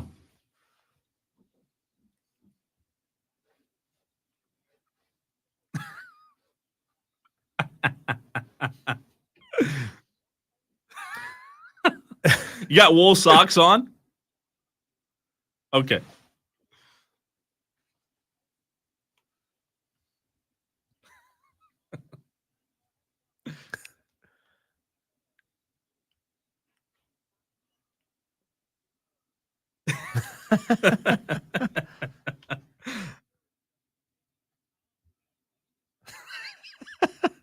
Dan, what's the state of that facility? When was the last time you got to duck in and take a look around at new Timmons Arena? Where are we at right now?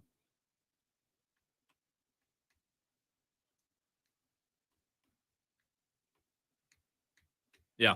Love it.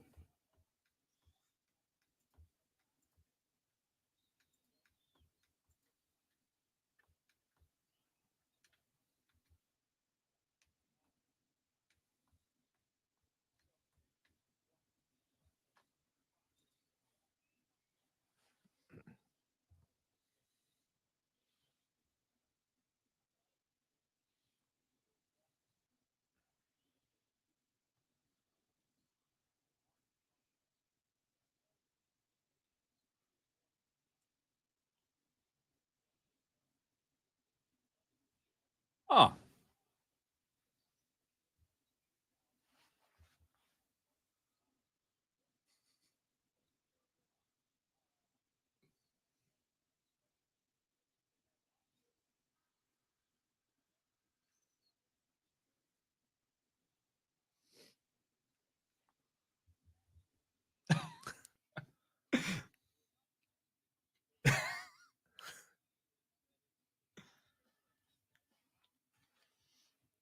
Dan, have a great call tonight. We'll come to you in about an hour and 10 minutes. Dan Scott, Furman needing a big bounce back tonight. Diesel. We got to get off the break. Yeah, Kelley Ford, it was our norm to have him on Wednesdays during football season. And I said, hey, why not? One more time is one last ride with K Ford Ratings. Got a national championship coming up, man. Yes, sir. Let's get to break. We will revisit the votes in the 5 o'clock fight on the other side of the Kelley Ford interview. Kelley Ford coming up next.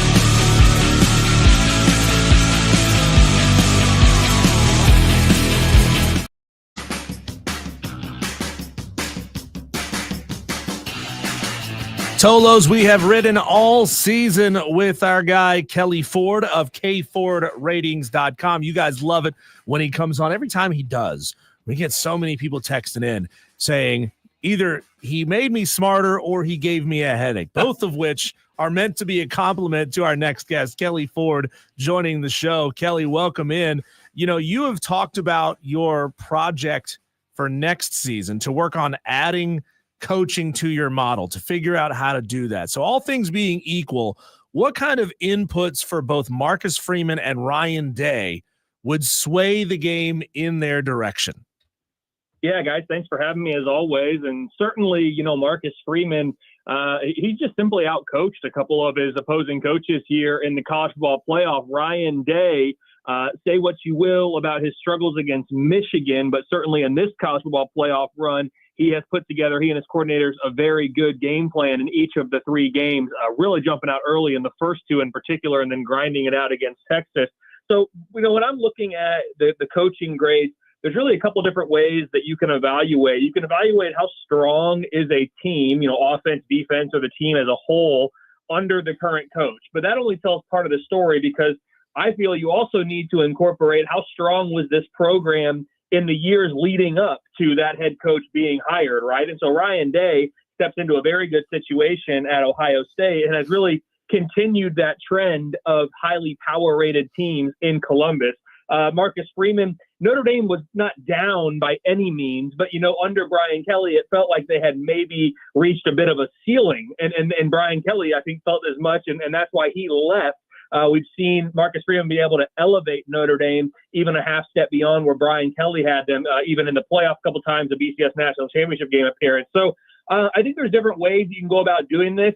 In this game in particular, I'm not sure if there's a huge advantage. I'd probably lean Marcus Freeman just based on how they've done here throughout the course of late in the year. But certainly the form in this playoff, Ohio State has been clicking, and that's on both sides of the ball. So I'm not sure there's a decided advantage here, but I guess if I had to pick one, Marcus Freeman is just slightly better over the course of the last few games based on what we would have expected given the talent on these rosters, overcoming injuries, et cetera.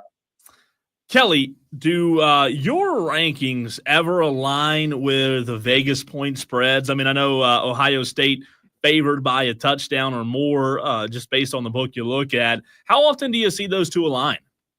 So very, very frequently, my power rating model is highly correlated with the Vegas line. I mean, I think anytime you've got a game where the line is more than about 3 points off my projection, it's worth looking into. And oftentimes there's quite a bit of value in those types of games is what I have found when evaluating this on a week in, week out basis the last, 4 or 5 years. When the line opened at 9.5, I immediately said that's way too much. And we've seen it come down. I said at the time, I said, Ohio State minus 7.5 feels about right. And I think that's kind of where the line, last I checked, was Ohio State minus 8. Maybe it's come down even further since then. And it's gotten to where I think it should be, because that's just what feels right for this game. But I will say, guys, my model has this as only Ohio State minus 2.5. So that's a very significant difference. Now, I think there's a couple of reasons. Under normal circumstances, I would say a recommendation would be to bet Notre Dame with the spread. However, I think it's worth noting that I know my model inside and out, and it is possible, and I would say maybe even likely, that the model is not fully appreciating the cumulative effect of the injuries that Notre Dame has faced up until this point and that they are currently dealing with coming into this game. It's also possible and maybe likely that the model, yes, it's been upgrading Ohio State the last few weeks as they played very, very well against Tennessee, Oregon, and then Texas. I'm not sure the model fully appreciates just how well Ohio State's playing right now. Their current form is that A-plus version of Ohio State that I've talked about all year on this show with you guys. If Ohio State plays it, no one can beat them. Well, we didn't see it until the playoff, and now we've seen it kind of in back-to-back-to-back games. So I think 7.5 feels about right for where the line should be. My model has Ohio State minus 2.5. But oftentimes the Vegas line and my number are very, very close. For this game, I think that, 5.5 point difference is really made up for those reasons that I just outlined. Kelley Ford of KFordRatings.com joins us here on Wire to Wire with Diesel and Cole Bryson. Kelley, Riley Leonard had somewhat of a bounce back game against Penn State, threw for 223, a touchdown, and I believe one pick, maybe it was two, not entirely sure. What's the likelihood that if he has an equivalent performance against Ohio State, that the Irish win the game? Listen, Riley Leonard's going to have to play just about the best game he's played all year, I believe. He's going to have to make plays with his arm. He's going to have to throw the ball in big situations to win this game. This Ohio State defense is not like really anything that the Notre Dame offense has seen all year, with perhaps maybe the exception of in practice every single day, right? I do think this Notre Dame defense is pretty darn good.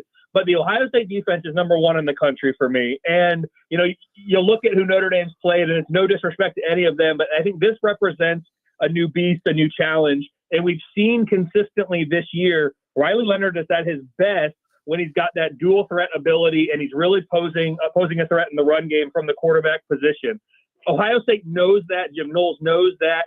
I believe they're going to do what they need to do to take that away. And when that's taken away, Riley Leonard's going to have to make plays down the field. And I'm not sure. To me, that really the difference in this game is I'm not sure the Notre Dame offense can score enough points. So can that Notre Dame defense create some turnovers, maybe get some points, themselves off turnovers? Can special teams be a big factor in this game? Because fans Riley Leonard playing the best game of his season, I'm not sure it's going to be enough against this defense. So to answer the question directly, no, he can't perform the way he has up to this point. He needs to be even better, and that's not a knock. He just needs to be even better, and he needs to make plays down the field against this Ohio State defense, because Ohio State will leave against Riley Leonard. They will leave their corners on an island, and they'll bring Caleb Downs into the box, and they're going to have to take advantage on the outside. And I have not seen that yet from Riley Leonard, either at Duke or at Notre Dame, where he can consistently burn a team. He's going to have to do that. Give him a follow on X, on Twitter, at Kelley Ford Ratings, if you will, Tolos. Let him know that you heard him right here on the Fan Upstate, 97.1 Spartanburg, 97.7 Greenville, and on the free Odyssey app. Kelley, one of the things that I enjoy watching during a game is the live line. So we talked about the line opening at, 7.5, 8.5, whatever it was. I enjoy seeing how plays affect the line, the line that is live during the game, during the course of the game, as well as your rating system. How would you think that your rating system would be impacted, much like the live line is from Vegas, just throughout the course of the game, depending on big plays? Yeah, I not tracked that like intently. I do, see it from time to time, or we'll check from time to time. I feel that based on, if you look at like in-game win probabilities, oftentimes there are certain plays that certainly deserve a sharp, dramatic change. Yeah. Oftentimes, though, especially early in the game, first quarter, first half, even based on big plays, it looks like the in-game line and the in-game win probabilities are reacting too drastically to what they've seen. I mean, the pregame, you have all the pregame inputs that you're looking at.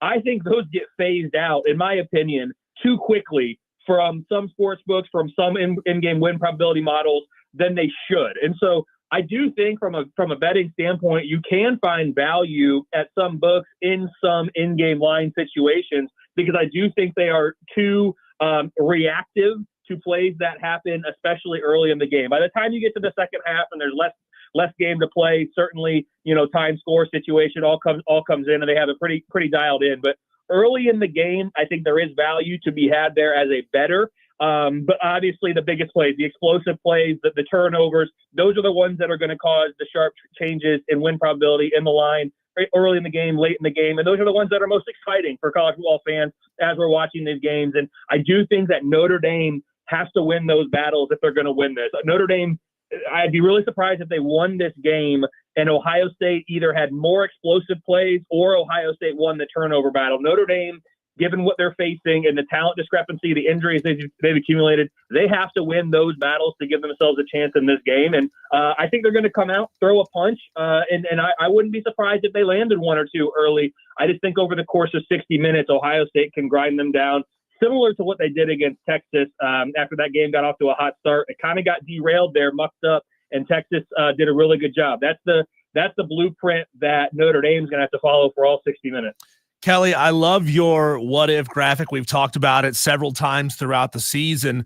I want to put you in a position to answer a different kind of what if question. And this may be a big answer, but how would improving Clemson's defense to the level of Penn State's 2024 defense have changed your projection on the Tigers? And I say it may be a big question because you got to look at talent composites, and you can't really just take a whole set of data from Penn State and move it over to Clemson because you don't have the same players playing on the field. But we've been talking a lot about Tom Allen making the move down to Clemson from Penn State, and obviously Clemson does have a lot of talent on the defensive side of the football. If they had Tom Allen this year, how do you think your projections would have changed on Clemson? Yeah, that's really interesting. I haven't really thought about it in that sense, where if you took a coordinator from one school and just implemented them into the other, same players available, same everything, just different coordinator, what effect that would have. So I'm not quite sure how to quantify that in this moment here in live time, but I can say, if we took Penn State's defensive efficiency this year, which for me right now, and it's not going to change much with only one game left in the season between Ohio State and Notre Dame, Penn State is number 6 on the defensive side of the ball in my unit ratings. Clemson's number 27. So Clemson had a good defense, certainly not, the best defense that we've seen in the Dabo Swinney era, but still a good defense, good enough to win the ACC and make the college football playoff. But if they had a almost elite level defense like Penn State at number 6, I certainly think, as I go to Clemson's schedule, maybe it doesn't change the outcome of the Georgia game, but against Louisville at home, perhaps with a little bit better defense, are you able to turn that around? The defense played pretty well in the game against South Carolina. The other game they lost, only gave up 17 points. So I'm not sure it makes a huge difference in that game. But, it's possible that with a better defense, a defensive Penn State's caliber, that you're looking at a Clemson team that wins, 10 games in the regular season instead of 9. And then who knows what that means? You still win the ACC. What does that mean for your seeding and your path and all of that? So I do think that Clemson fans could be excited about bringing in Tom Allen. Of course, he's been in Indiana as the head coach before his time at Penn State. But if he's able to bring with him an efficiency that Penn State played with on the defensive side of the ball this past year, that would certainly be an upgrade for Clemson in 2025. Kelley, as we let you go, can you give us Kelley Ford prediction on what happens Monday? Yeah, so usually I do ride with the model pretty strongly. And I just, in this particular instance, it just feels like Ohio State minus 7.5 is closer to where it should be, maybe Ohio State minus 7. And I just think, again, for the reasons I outlined here, and full disclosure, I'm going to be at the game. I'm really excited to be going. Full disclosure, though, I am an Ohio State fan. And I think some people that have listened for a long time probably know that. So I don't know how much of this is my head, which is how I like to pick games, or how much is my heart and is what I'm hoping for. This game, though, to me, it truly does feel like a 31-13 type of game for Ohio State. I can't get over the fact that I don't believe Notre Dame is going to be able to score more than 13 points against this Ohio State defense. So it's going to take the Irish D, the Irish special teams, to do something pretty special. And if Ohio State's able to get rolling at all, like they have in the last few games, in particular against Tennessee and against Oregon, I don't think there's enough firepower from this just completely run down and injury-ravaged Notre Dame offense to be able to keep up. So official pick, I guess, is like 31-13. The model's got it much closer than that. Vegas is closer than that. I do believe Notre Dame has a chance to win this game. Just at the end of the day, I'm not sure they're going to have enough points. But that's kind of where I am. And again, I'm really excited to be going to it. Kelley, throwing out the main national play-by-play broadcast of the national championship game, what is your GOAT level go-to secondary streaming option? Are you an all 22 guy? Do you like to watch the sky cam that hangs over the field so it kind of feels like you're watching a game of Madden? And they've got so many more. It's hard to remember what all is out there. But what do you love if you can't watch the national call?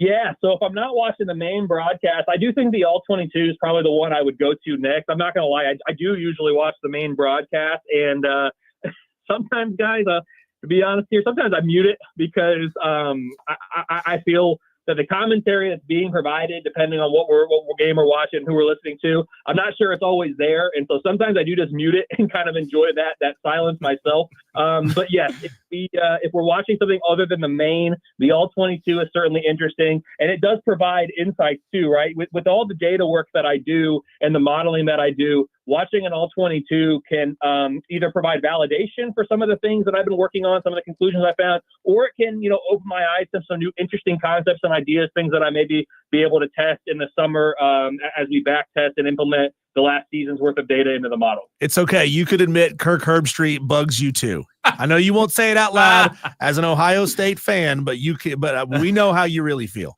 I'm not going to single anyone out. It does feel like the Kirk Herbstreit of 10, 15 years ago. I don't know. Something's a little different, and there's lots of theories out there why and everything. But it's not just Kirk. I mean, there's other commentators that sometimes I just get a little tied up in the game, and they're not saying the things that I want to hear, or they're not saying things that I agree with, and I'll just mute it. But yeah, there's certainly conversation to be had about some of the commentary that's provided by those at the biggest platforms in college football. I'd love to see them use those platforms for the betterment of the game all the time. And they're in tough spots, so I get it. But yes, it's certainly interesting, and I won't have any of those issues or opportunities on Monday because I will be in that venue, like I said. That's and awesome. Very excited to see it for myself. Kelley, fantastic stuff. Have a absolute blast Monday night in the bins. Also, be sure to send us some pictures if you don't mind, or at least put some on Twitter for us Tolos to be able to see Monday night. Appreciate you as always, man. Thanks, guys. I appreciate it. Have a good one. Kelley Ford, K Ford ratings. That's pretty cool, man. I mean, gonna be there. We've talked to two guests today who are both going to be at the national championship game. How about that? Do we plan that? Is there any show that gives you more insight than this one? No, there's not. I don't think so. There's not. All right, Diesel, we're going to run to a break. On the other side, a little news regarding some turf fields here in the upstate. You brought this to my attention, and I found this. The Pete Yanity tweeted out of WSPA. I got to get where your head is on this, as well as our Tolos, as well as some phone calls. We have a couple of Tolos on the phone lines we'll get to. All of that and more next, right here on the Fan Upstate.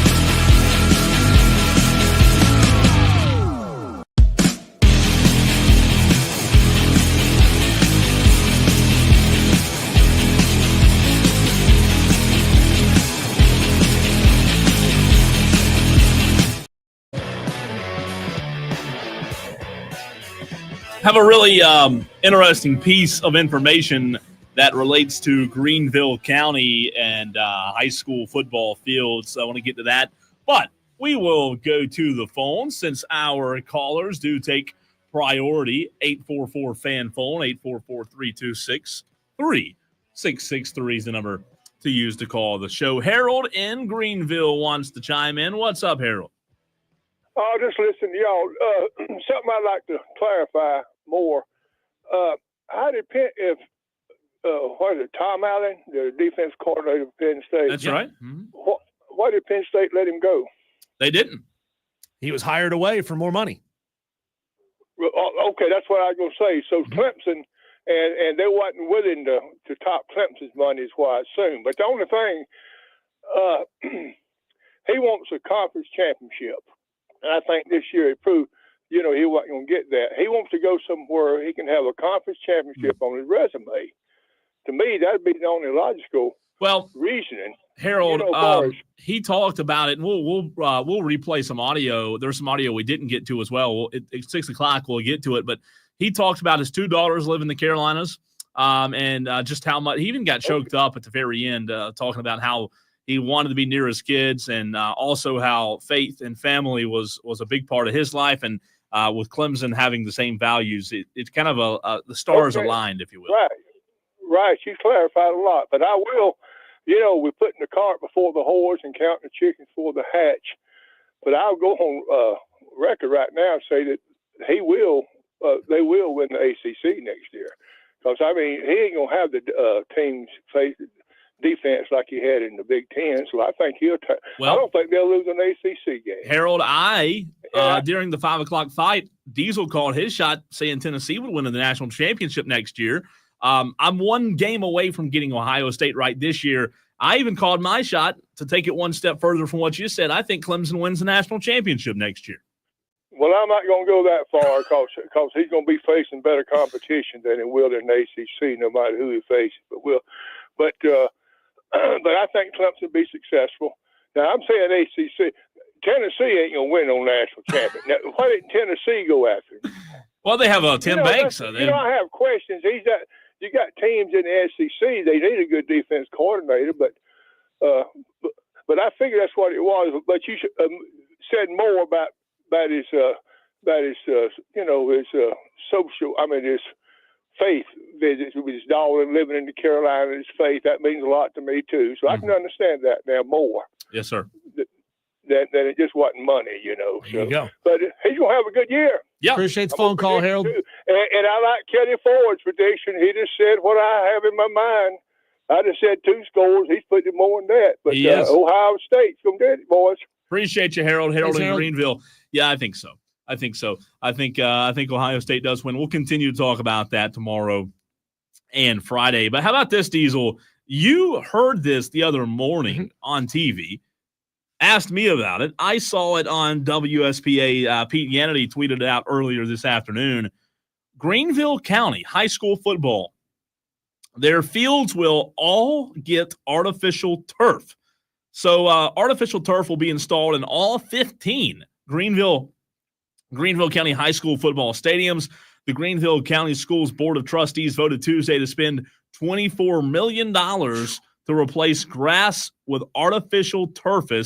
It says in the article, replacing the fields will allow the district to host more sporting events at the stadiums, multiple sports, including soccer and lacrosse, which will allow them to use the facilities all year round. Did I just hear you say turfus? Did I? Yeah.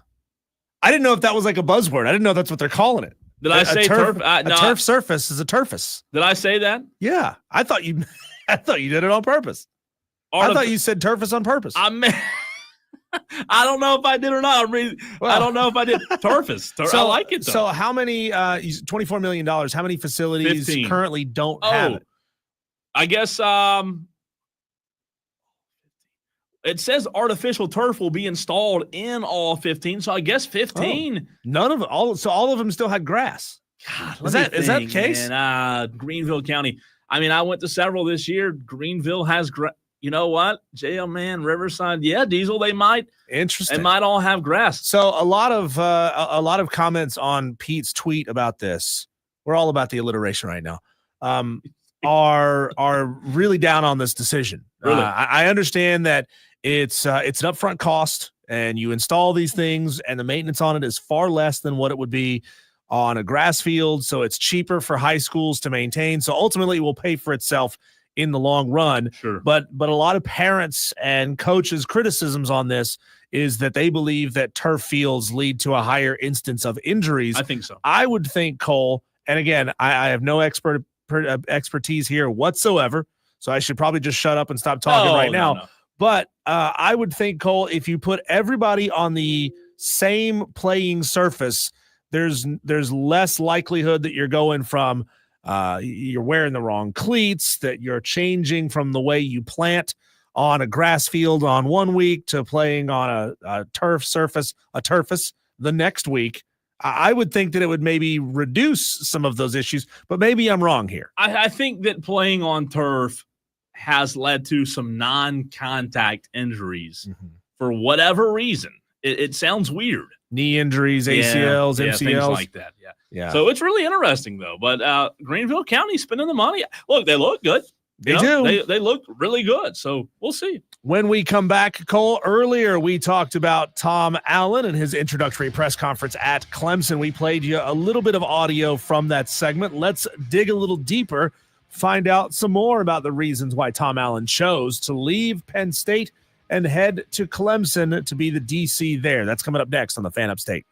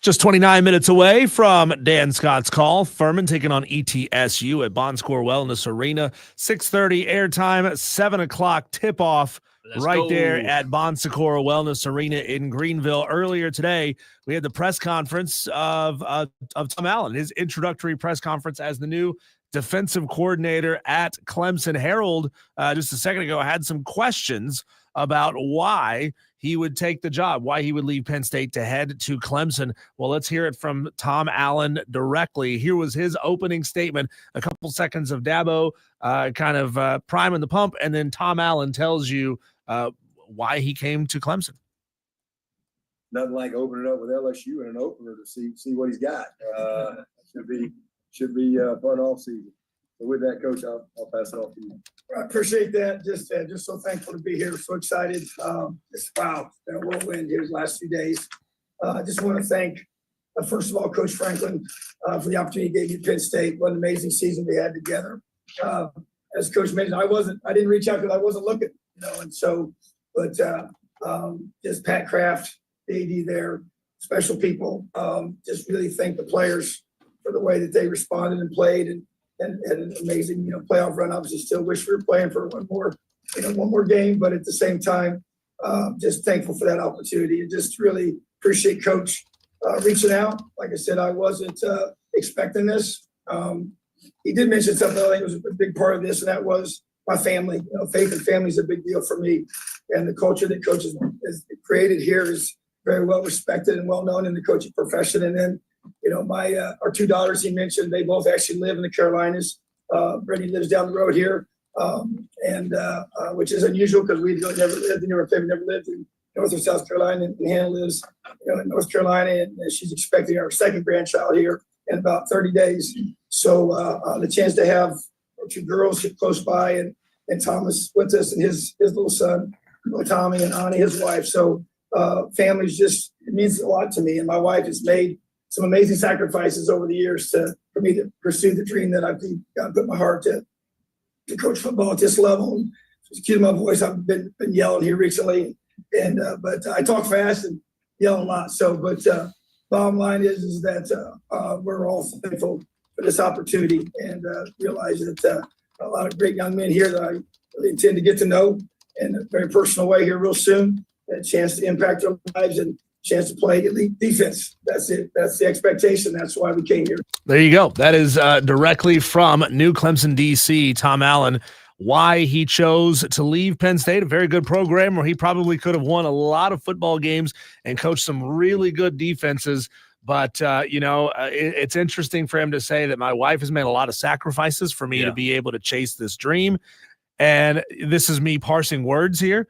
Perhaps he is making this decision so that he could make a concession to his wife to get her down here closer to kids and grandkids. Now, again, that certainly doesn't mean it's a step back, and it certainly doesn't mean he's settling to come to Clemson, but that's just me very much parsing words and kind of splitting hairs. Well, I think, again, when you talk about, coaches' wives at the college level, man, I mean, I've had a lot of friends who have coached high school and also coached college as assistants and analysts, Diesel. And I'll tell you this from experience, coach's wife is tough. I mean, it's uprooting at any time. You never know where you're going to be next year. So I'll say I think that Tom Allen saw Clemson as an opportunity to maybe find a landing spot for the next 10 years. Maybe if it'd be a long time. I don't know if he'll last that long, but it doesn't seem like he's itching to be a head coach. He talked about later on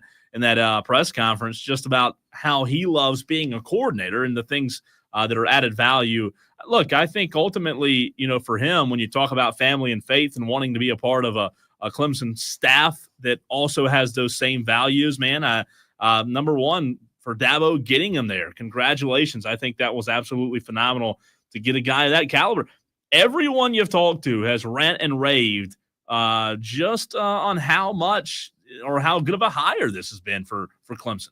Having a top 10 defense is absolutely a game changer. And, as I asked Kelley Ford earlier, which, by the way, you can go back and catch that interview anytime you want, whether it be via podcast over on the fanupstate.com or on the free Odyssey app. You can also take advantage of the rewind feature. Just find the chapter labeled Kelley Ford, and you can hear me ask the question, what would it have meant for Clemson this year if they had Tom Allen's defense? Certainly personnel, you're not going to have the same personnel, but if you could just bring a coordinator over, how much a difference would it make? And man, he said it's a tremendous difference. It changes the Louisville game. It changes the South Carolina game. So that's potentially 2 more wins right there. Sure. Just by having that guy as your DC. He had Penn State top 7, I believe, in total defense in 2024 in Tom Allen's first season, Diesel. They were a defense that was top 10 in every category, but when you look at total defense, they were 7th in the country. And Indiana, same situation. Really good defenses, and for him to do that in his first season at Penn State, a top 10 defense, I'll tell you this, I think Clemson has just as good, if not better, personnel on the defense side of the football with what they've got coming back next year. And Sammy Brown and obviously Peter Woods and what he did in 2024 was spectacular. But I think he's going to have a great plethora of weapons to kind of tool his arsenal, if you will, heading into 2025. A guest that we really enjoy bringing on this station regularly, Grayson Mann of TigerNet, asked the question of Tom Allen. What traits does he identify that he's ready to build upon at Clemson? Well, to me, it's really pretty simple. Football is not a complicated game. It's not easy, but it's simple. And to me, it's about playing with the physicality and the toughness.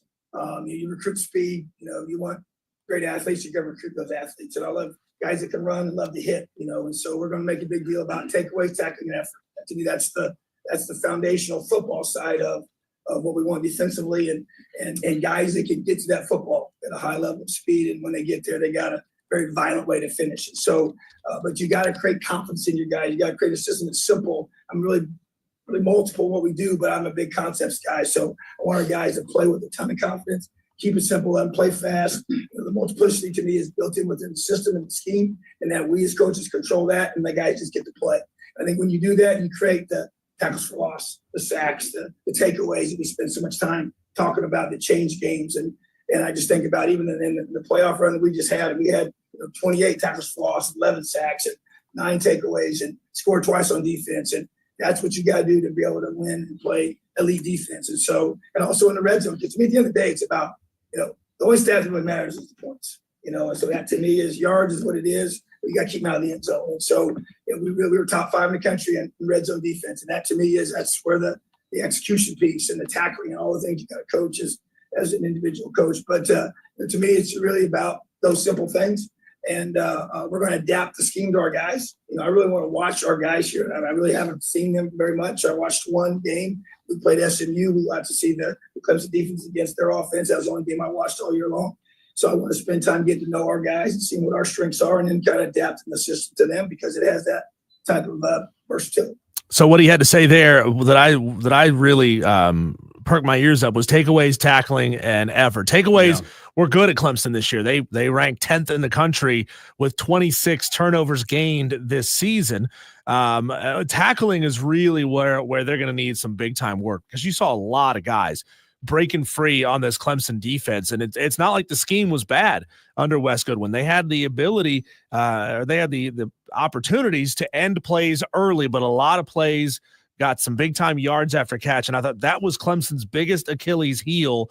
And if they can get that under control, the tackling, get that under control, you stop guys after the first hit, man, that really is how you go from a 27th ranked defense to a top 10 defense. It's interesting to hear what he said about scheme and how this defense will be different yet similar. I also mixed that in with what Dabo Swinney said to open the entire press conference today.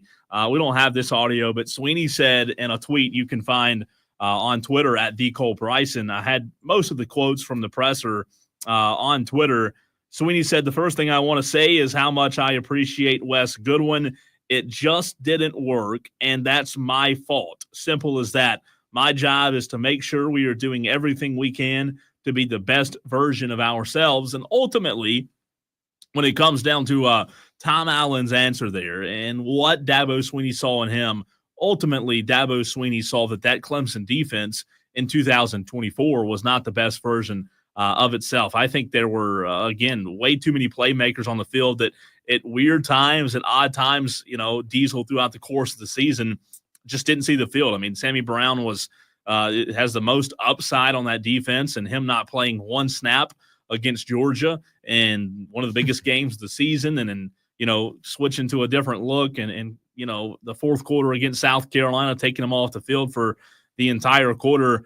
There were some things that Wes Goodwin did that kind of made you question whether or not Wes Goodwin really knew how to close out games, because Clemson, they couldn't close games out this season. And defensive coordinators are a big part of that. You've got to be able to suffocate offenses and kind of impose your will. Wes Goodwin's defense just never could impose his will. And I think ultimately that's a benefit that Tom Allen will be able to bring in his aggressive style. You can tell that just by listening to him. Again, we're playing back and reacting to some elements and some quotes from Tom Allen's opening press conference, his introductory press conference earlier today. Will Vandervoort, another great guest we have on this show from the Clemson Insider, asked Dabo that very question. What drew you to Tom Allen's scheme? Here's what Dabo had to say to that. Yeah, it's right there. Well, I'm 4 down. I've always been a 4 down guy. That's just kind of what I've grown up with. I think big people beat little people, and a lot of that is our ability to recruit the best of the best in the defensive line. Now, if I was somewhere else, you have to adapt and do what you have to do to win games. Not everybody is fortunate enough to recruit the type of defensive lineman that we can at Clemson. Nobody's had more D linemen go to the NFL the last, 15 years or so in Clemson. We got guys all over the NFL with unbelievable success. So that's who we've always been. Again, that's what I grew up around. Won a national championship as a player. To me, I think you got to be boastful within that. And then the way the game has changed, he's a 4-2-5 guy, and that's, we always say we're a 4-3 base, but in reality you are, because sometimes you're going to play some teams that are going to be heavy personnel and things like that. You're not going to put a little DB out there on Davis Allen, right? Big old tight end. So you have to adapt in the way the game has changed and evolved. You see so much 11 personnel, 10 personnel, a little bit of everything. That 4-2-5 is really what the 4-3 is going into. You got to get more sophisticated, and he's bringing in Tom Allen to make their scheme more sophisticated. They're still going to be based out of a 4-down lineman scheme, but you have to have the ability to adjust on each play and each personnel group. So I think that's going to be a big thing for Clemson. I'm excited, man. I really am. I'll tell you, there are a lot of factors when you talk about competing for the national championship. And I said this a couple of days ago, Diesel. Everything I hear from Tom Allen and Dabo Swinney today kind of does align with what we talked about a couple of days ago, and I said that was an urgency hire. I really feel like Dabo saw the opportunity. And listen, I'm really not joking. Earlier when I picked on the 5 o'clock fight, Clemson to be in the national championship, I think that this hire was because Dabo saw what he has. You talk about quarterback play and receivers returning in 2025. There aren't many programs across the country that are going to have the stability at those two positions that Clemson's going to have. And their offense is going to be really, really good next year if they stay healthy. Pair that with a defense that's going to be better. The reason I pick them to be there is Diesel, look, they're going to be in the ACC. They're going to win a lot of games. Harold said they'll win the ACC championship. Carson Beck might stand in the way, right? But Miami's losing a good bit as well. And if they get out of the ACC, man, I think that anything can happen. And if they were to go on a playoff run and have the confidence of Cade playing well all season, I think this is going to be a good team. How quickly, though, can he get Clemson's defense to be where Penn State's was? Well, man, it's like you're teeing them up for me, because here's Beth Hool of Fox Carolina asking Tom Allen. This is the last clip we're going to play. Yeah. What's the secret sauce to connecting with his players early? Because they're going to need it. They got LSU coming to town in week number 1. Here's what Tom had to say to that. You look at the history of places we've been, we've had a chance to really create a lot of change immediately, and I think the secret to that is relationship building. I'm start this process tomorrow when we meet every single one of our players on defense individually in my office, one-on-one, and get to know them. And I write everything down about them and their families and everything that they love to do. And one thing I'll kind of finish is tell me the 3 most important things in your life. And to me, that really tells me what they value, because I really can't motivate somebody. I really can't connect to them. I can't capture them. They're harder to mind if I don't really know what's important to them. So I got to begin that process. And so once you do that, then now I'm able to hold these young men to a high level of accountability. And when they know you care about them more as a person, as a player, that process gets sped up. So to me, the secret sauce is caring about them at an elite level. And they know when it's just about, trying to get them to do something that benefits you, or if it's something you're trying to do to help them benefit themselves and their own future. So it usually works together. But to me, that's kind of what we've done all these years, and I'm going to keep doing that. So I just think at the end of the day, it's also just creating that belief, that they got to know you believe in them, and they got to know that you're taking the time to really help them become special and reach their goals that they have. And I got to have knowledge of what those goals are. So that's why I have all this. I keep it on my computer. Every kid's going to have their own little file that allows me to really connect with them. And then when they're not living in a way that's matching up with those things they say, then I can hold them to it. If I don't have all that stuff down, it's just kind of me just talking to them. And it's sometimes you don't connect. And so I really believe in that process, and we'll get that started here real soon. Man does his homework. He does. I'll tell you this, man. I've been around a lot of coaches, Diesel, college level and high school level as well. And when you hear coaches who understand, obviously you got to know X's and O's out of the gate, right? Any good football coach has to know X's and O's. But when you hear a coach like Tom Allen talk like he was just now in that very last segment, or in that very last piece of audio, when you hear him talking about building relationships with the players, Kevin, I believe somebody mentioned this earlier in the show. I think it was Big Kev who called in. 20 years ago, coaches could treat all the players the same, Diesel. They could go up and jerk you by the helmet, cuss you out, tell you how ugly your mama is, and guess what? That was the way coaches coached. But I think that coaches who have adapted now in today's society, like Tom Allen, like Dabo, who understands, hear what he said there? I'm going to meet with every player, find out what the 3 most important things are in their life, who understands that it's relational now, man. Like you've got to be, he said the secret sauce is being able for them to respect you by caring about them. And look, I think that's where we are in a society when it comes to coaches. You've got to be able to care about that student athlete or athlete in a way that when they see you care about them, Diesel, they're going to respect you. They're going to allow you to coach harder and harder. And the way that he plans to connect with a defense, I don't know if that was there with Wes Goodwin or not. I mean, I'll tell you this, Wes Goodwin he had energy during practices, but boy, he was low energy when it came to just you and I talk. I mean, I remember Clemson Media Day this year, man. It was like interviewing somebody that's never been behind a microphone before. It's just very, very different, is what I'll say.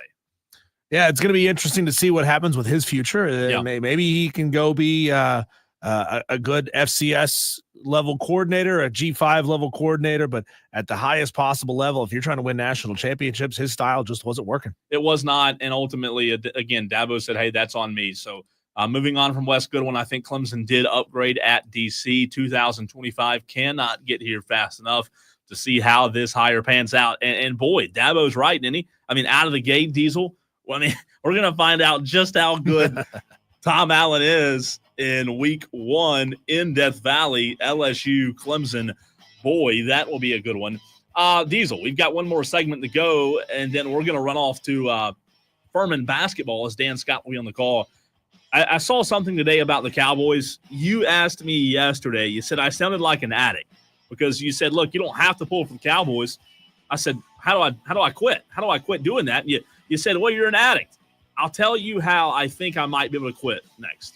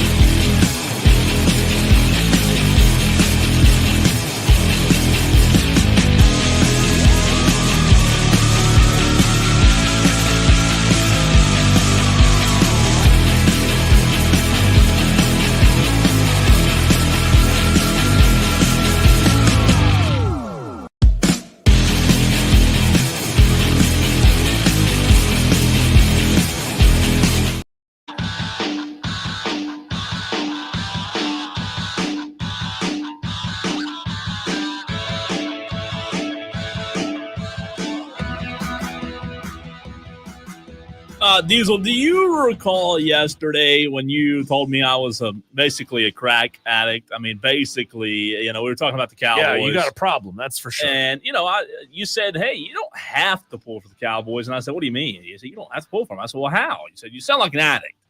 Well, I saw something today that, you know what? I've never said this before, but I think this might sway me. I think when I saw today that Robert Saleh was going to be the first interview for the Dallas Cowboys, I thought to myself, Diesel, you know what? That might do it for me.